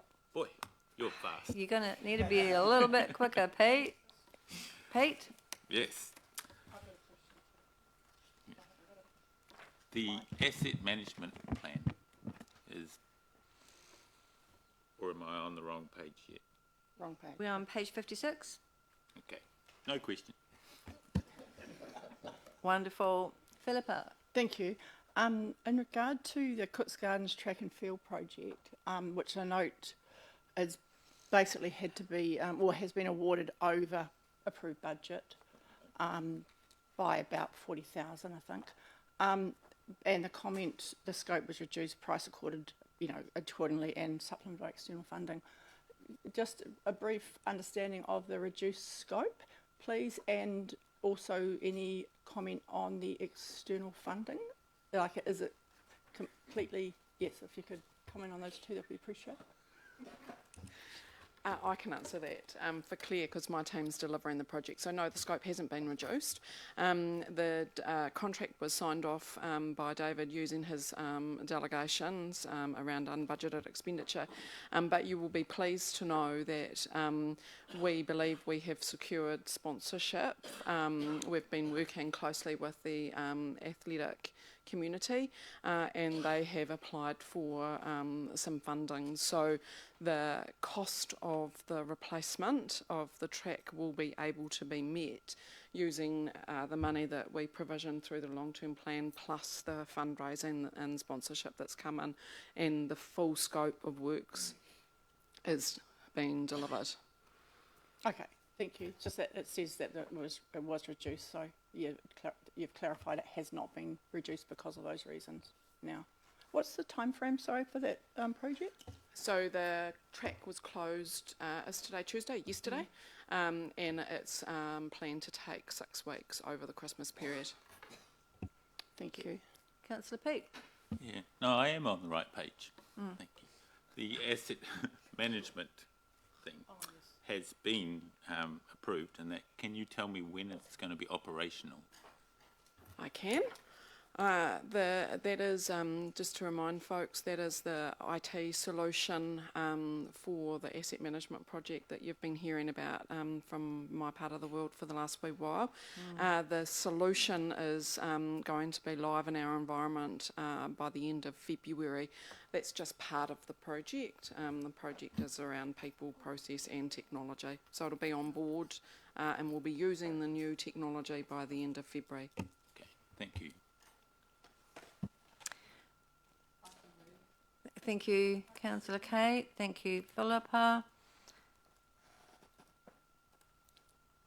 All those in favour? Carried. Wonderful. Thank you very much. We now invite Wehan and Louise to do their joint report. Welcome. Thank you, and good morning, good afternoon. Morning, still. Good day. Madam Chair and committee members, so Louise and I will be presenting today. So I will start off by talking about the financial results for the first 3 months, and Louise will talk about the non-financial. After that, we'll open up for any questions. So to start off, our overall operating result for the 3 months so far is 1.38 million unfavourable.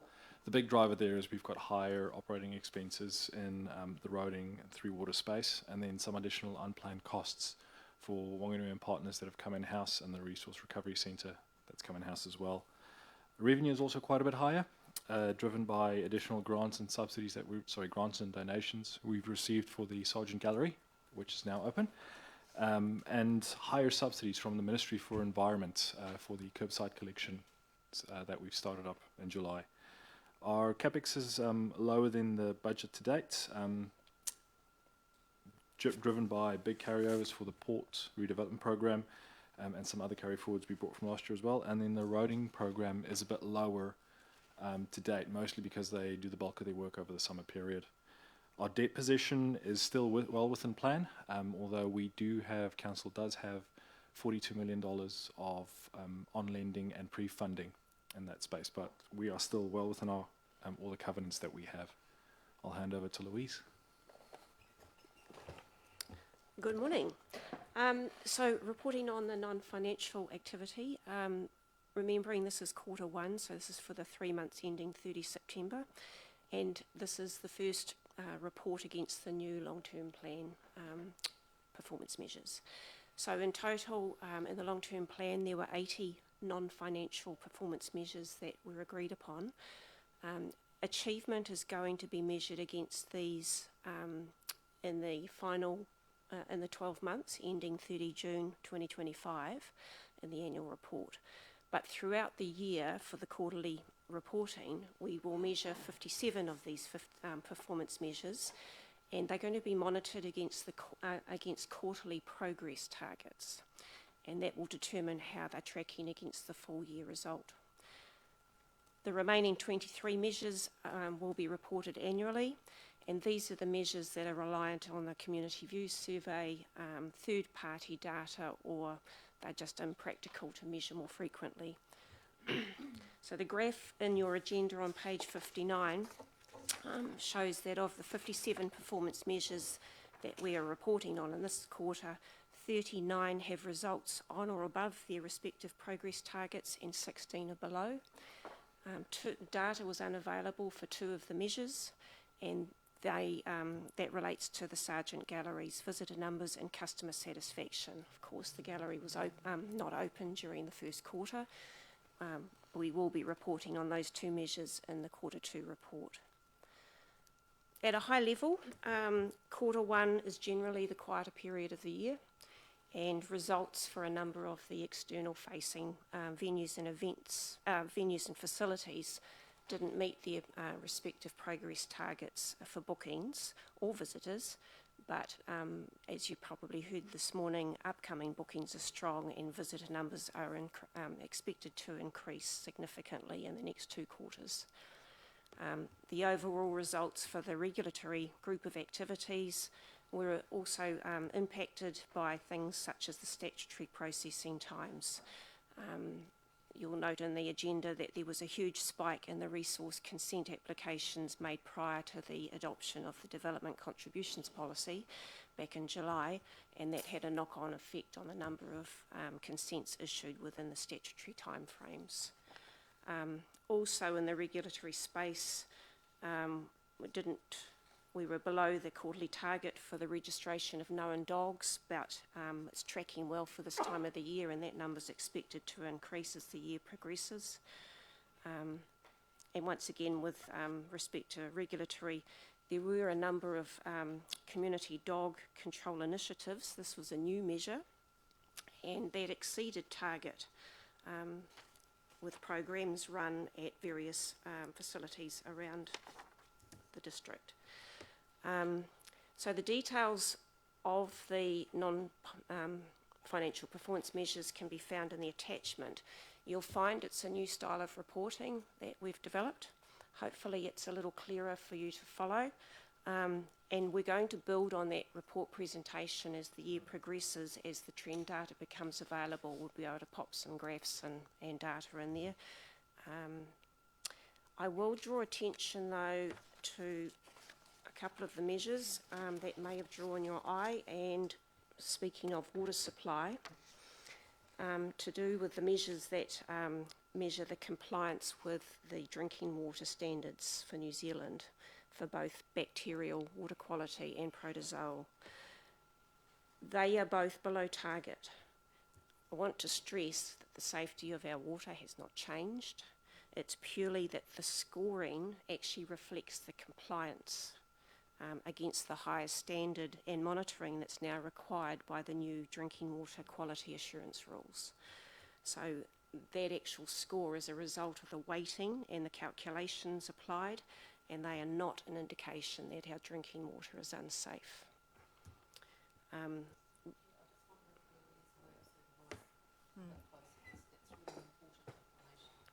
Sure. Yes, thank you. With respect to the measure for the protozoal water quality, and I've had these notes given to me obviously by the Senior Engineering Officer, Kaiiwi 4 is Class 2 and services the Westmere water treatment. As such, it requires a protozoal barrier, and I believe he's reported to you in the past. What that means is that it needs ultraviolet treatment, and therefore that is non-compliant with the new drinking water standards. It's intended to have that UV treatment installed by 31st of December 2025, and until then, this measure will not be met. In the interim, and as part of the ongoing compliance for ultraviolet, the team will increase the sampling at all source supplies.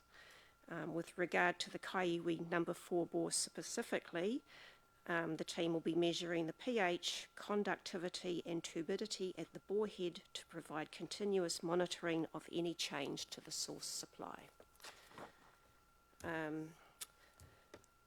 You've had some reports this morning for venues and events, and Morgan's just relayed the figures on the waste minimisation, so I won't go into those.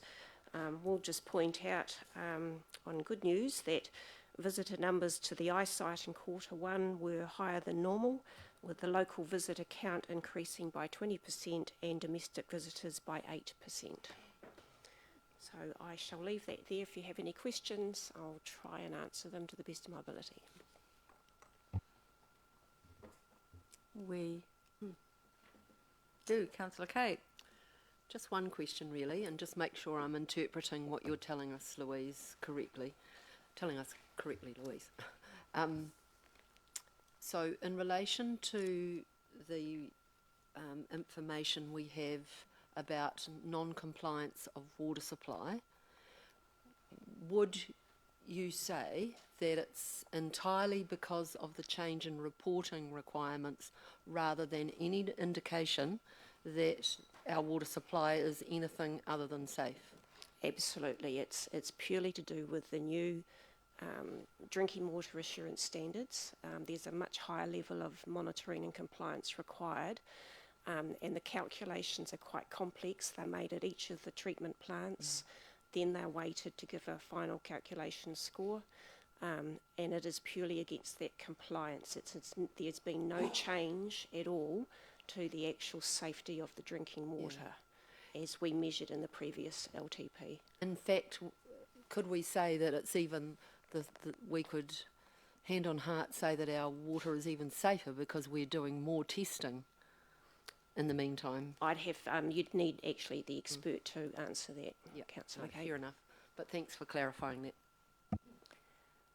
I have a question around the flow of the numbers, and where you have an area, say like venues and events, where there is a seasonal impact, be it financial or attendance, is it possible to have those numbers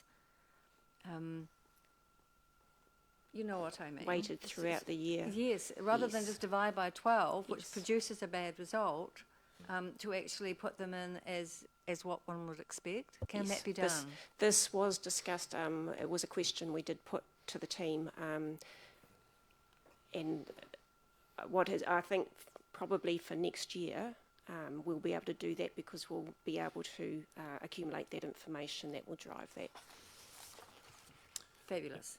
Through Madam Chair, just to add on to that, from a financial perspective, that is actually an exercise we've done this year, is phasing all the known variables, the lumpy things through the year. Yeah. So a couple examples of that would be some of the revenue streams that we know we get in certain periods of time, some of the big expenditures we have over a certain period of time. So we've picked those. That will continue to be refined as more data comes along, as we go through more years and we get a better picture of what it looks like. But yes, that's being done. Wonderful. Thank you. Can I just add to that too? And remembering these are just progress targets. So Yes. as the year progresses and the numbers will become more accurate towards the end of the year. Yeah, I appreciate that. It's just that when we know that they are going to be in a certain way, then if we can report that way, rather than do the unders and overs. Councillor Rob. Thank you. Perhaps a question for Mike. The personnel costs are saying it's 404,000 over the budget, and it's because of Whanganui and Partners, Eyesight and the Resource Recovery Centre. Why is it not appropriate to just reset the budget when you've got these new costs so it doesn't look like an overspend?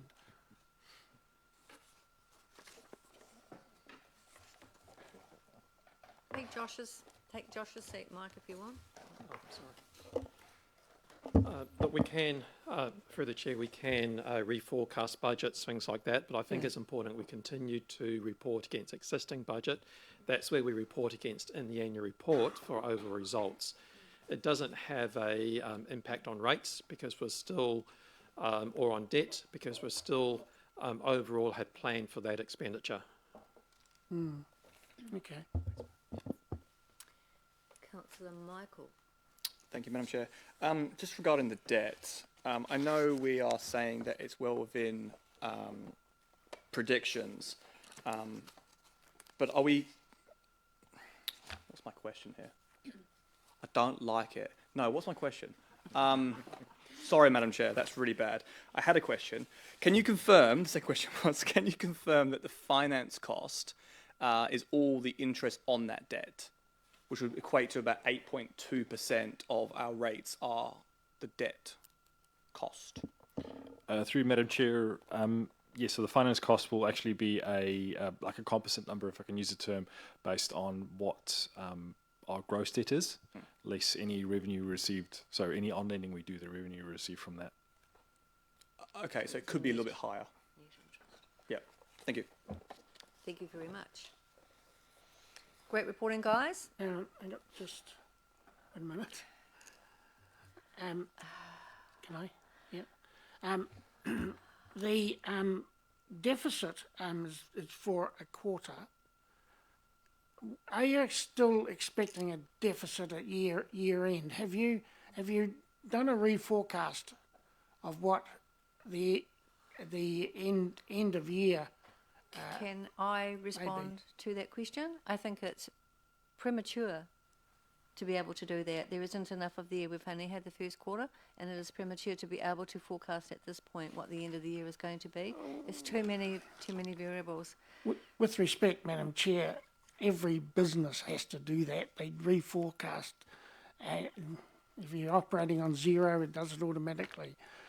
It's not a major to reforecast. I'm asking what your expectations are at the end of the year. Through Madam Chair, to answer the question on process, we do have a process where we reforecast. As you've mentioned, it is very early in the piece. Probably the main reason we do that is because we need to set the right opening balances for our next annual plan. So it's an exercise we're actually doing at the moment, but it is very early days. We don't have a lot of data, so we don't have a very high level of confidence what it's going to be at year end. But based on what we've seen so far, realistically, it'll probably track as it currently is. We'll probably have a small deficit. You have to keep in mind the budgets that they currently phased, any carry forward budget is loaded at the start of the year. So the first quarter will look quite big the variances, that should shrink throughout the year as we go through the rest of the year and comes to the end. Okay, thank you. I'm happy to move. Who would like to second? Glenda Wood. Comment? There are none. There is Michael. I'm always here. I just thank you for your report. The financials are always appealing. I do really like the new layout, the non-financial reporting. It's clearer.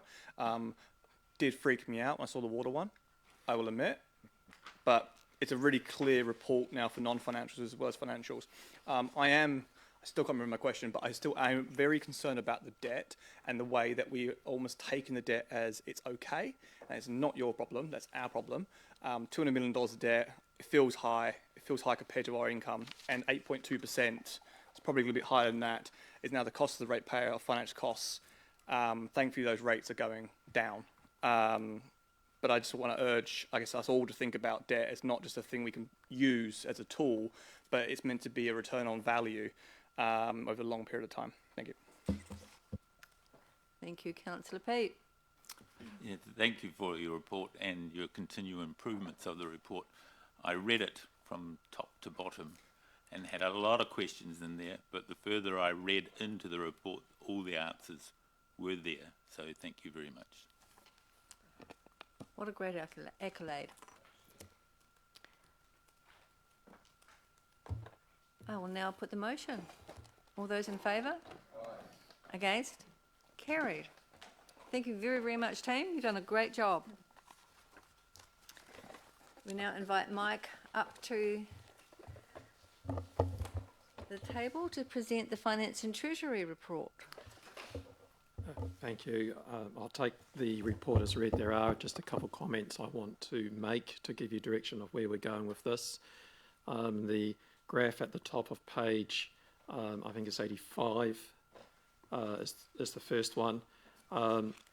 This is a graph, the interest rate risk profile we've been concentrating on for quite some time.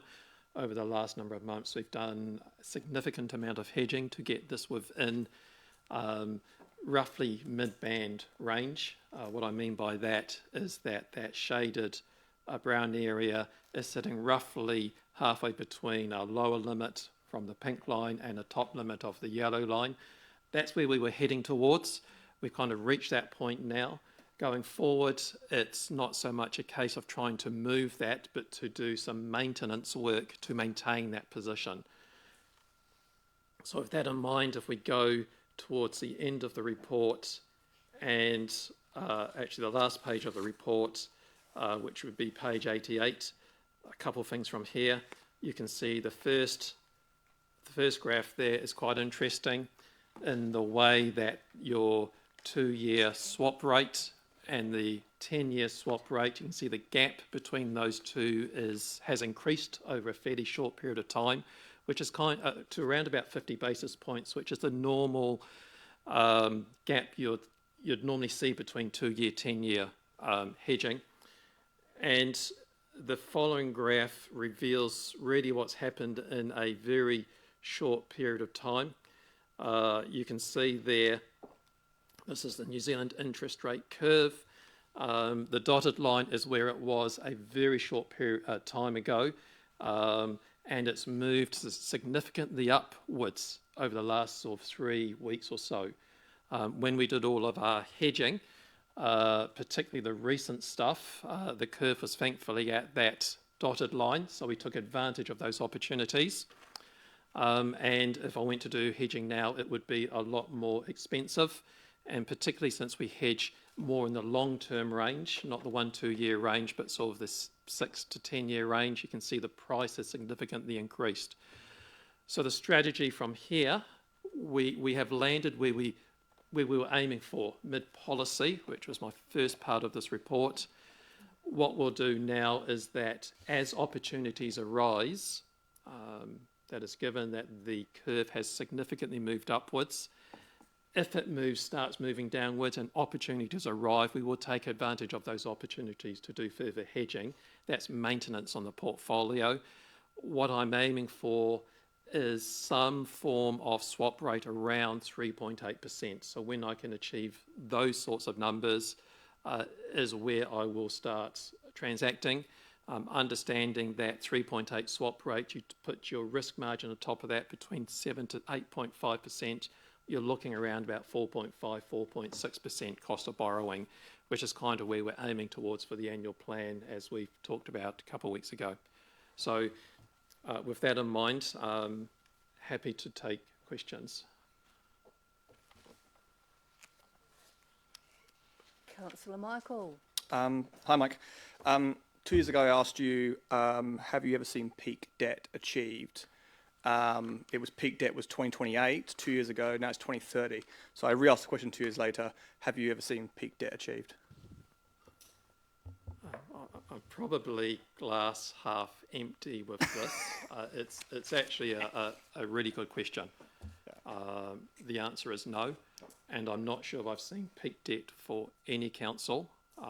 And every long-term plan, the debt keeps on going up, slightly outside the context of this report, sorry, but that's something we're aware of during our annual plan, long-term plan discussions. Thank you. Thank you, Mike. Really, really good report. Thank you, Councillor Kate. Seconded by Councillor Charlie. Comment, Councillor Michael. These are my fun reports. I'd like to thank I know. Mike and his team. For those who are in the public eye, for instance, who don't know, I honestly do believe it's Mike and his team that ensured that we can actually have nice things. Because if this hedging wasn't done properly, or it was mismanaged in any sort of way, you would see 15, 20% rate rises. And that's the problem with high debt. If it's not managed well, then you will get massive rate rises because the interest payments are much higher. So the amount of work that Mike and his team put into these financial and hedging plans is worthy of most banks I've worked with. So thank you very much to the team. Nicely put. Councillor Pete. Yeah, hopefully I put it as nicely as well.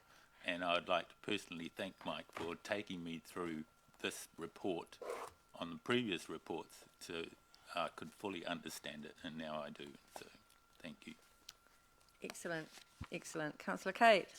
Thank you. I think Mike and his team are well worth the praise.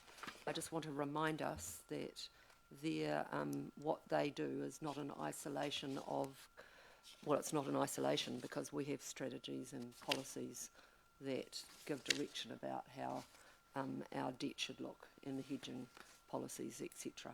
So just wanted to add that. Thank you, and I have put it to the finance team before that maybe we could have a training on this particular report for those who are keen, and if we can't fit that in the next while, then build it into the induction, because I think it is an area where it just takes a little bit of time for it to become meaningful, but it is so, so important.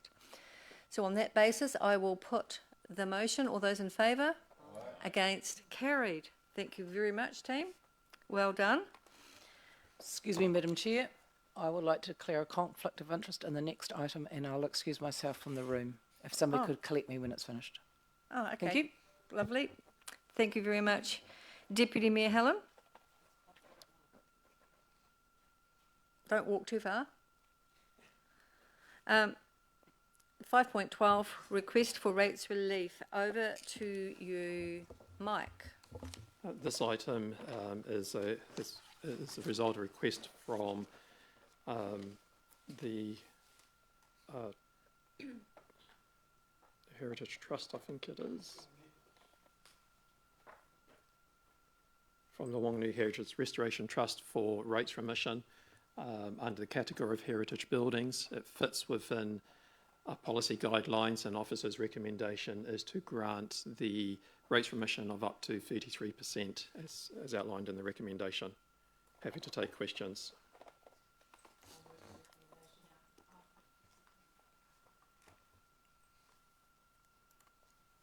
Councillor Rob. Yeah. Mike, this doesn't create any precedent, does it? In terms of other applications of people with heritage buildings? I can't answer that question.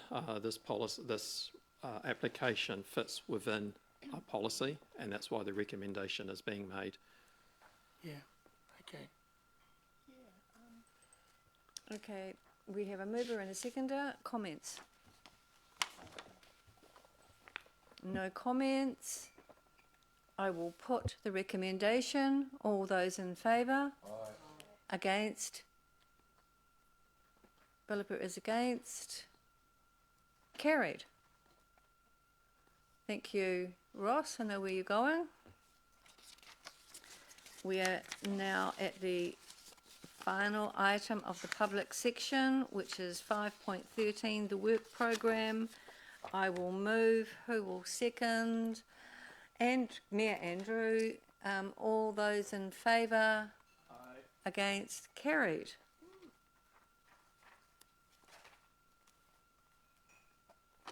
We now move to the motion to exclude the public.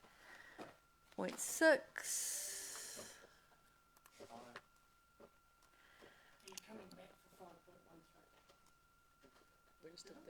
We just did it. Oh.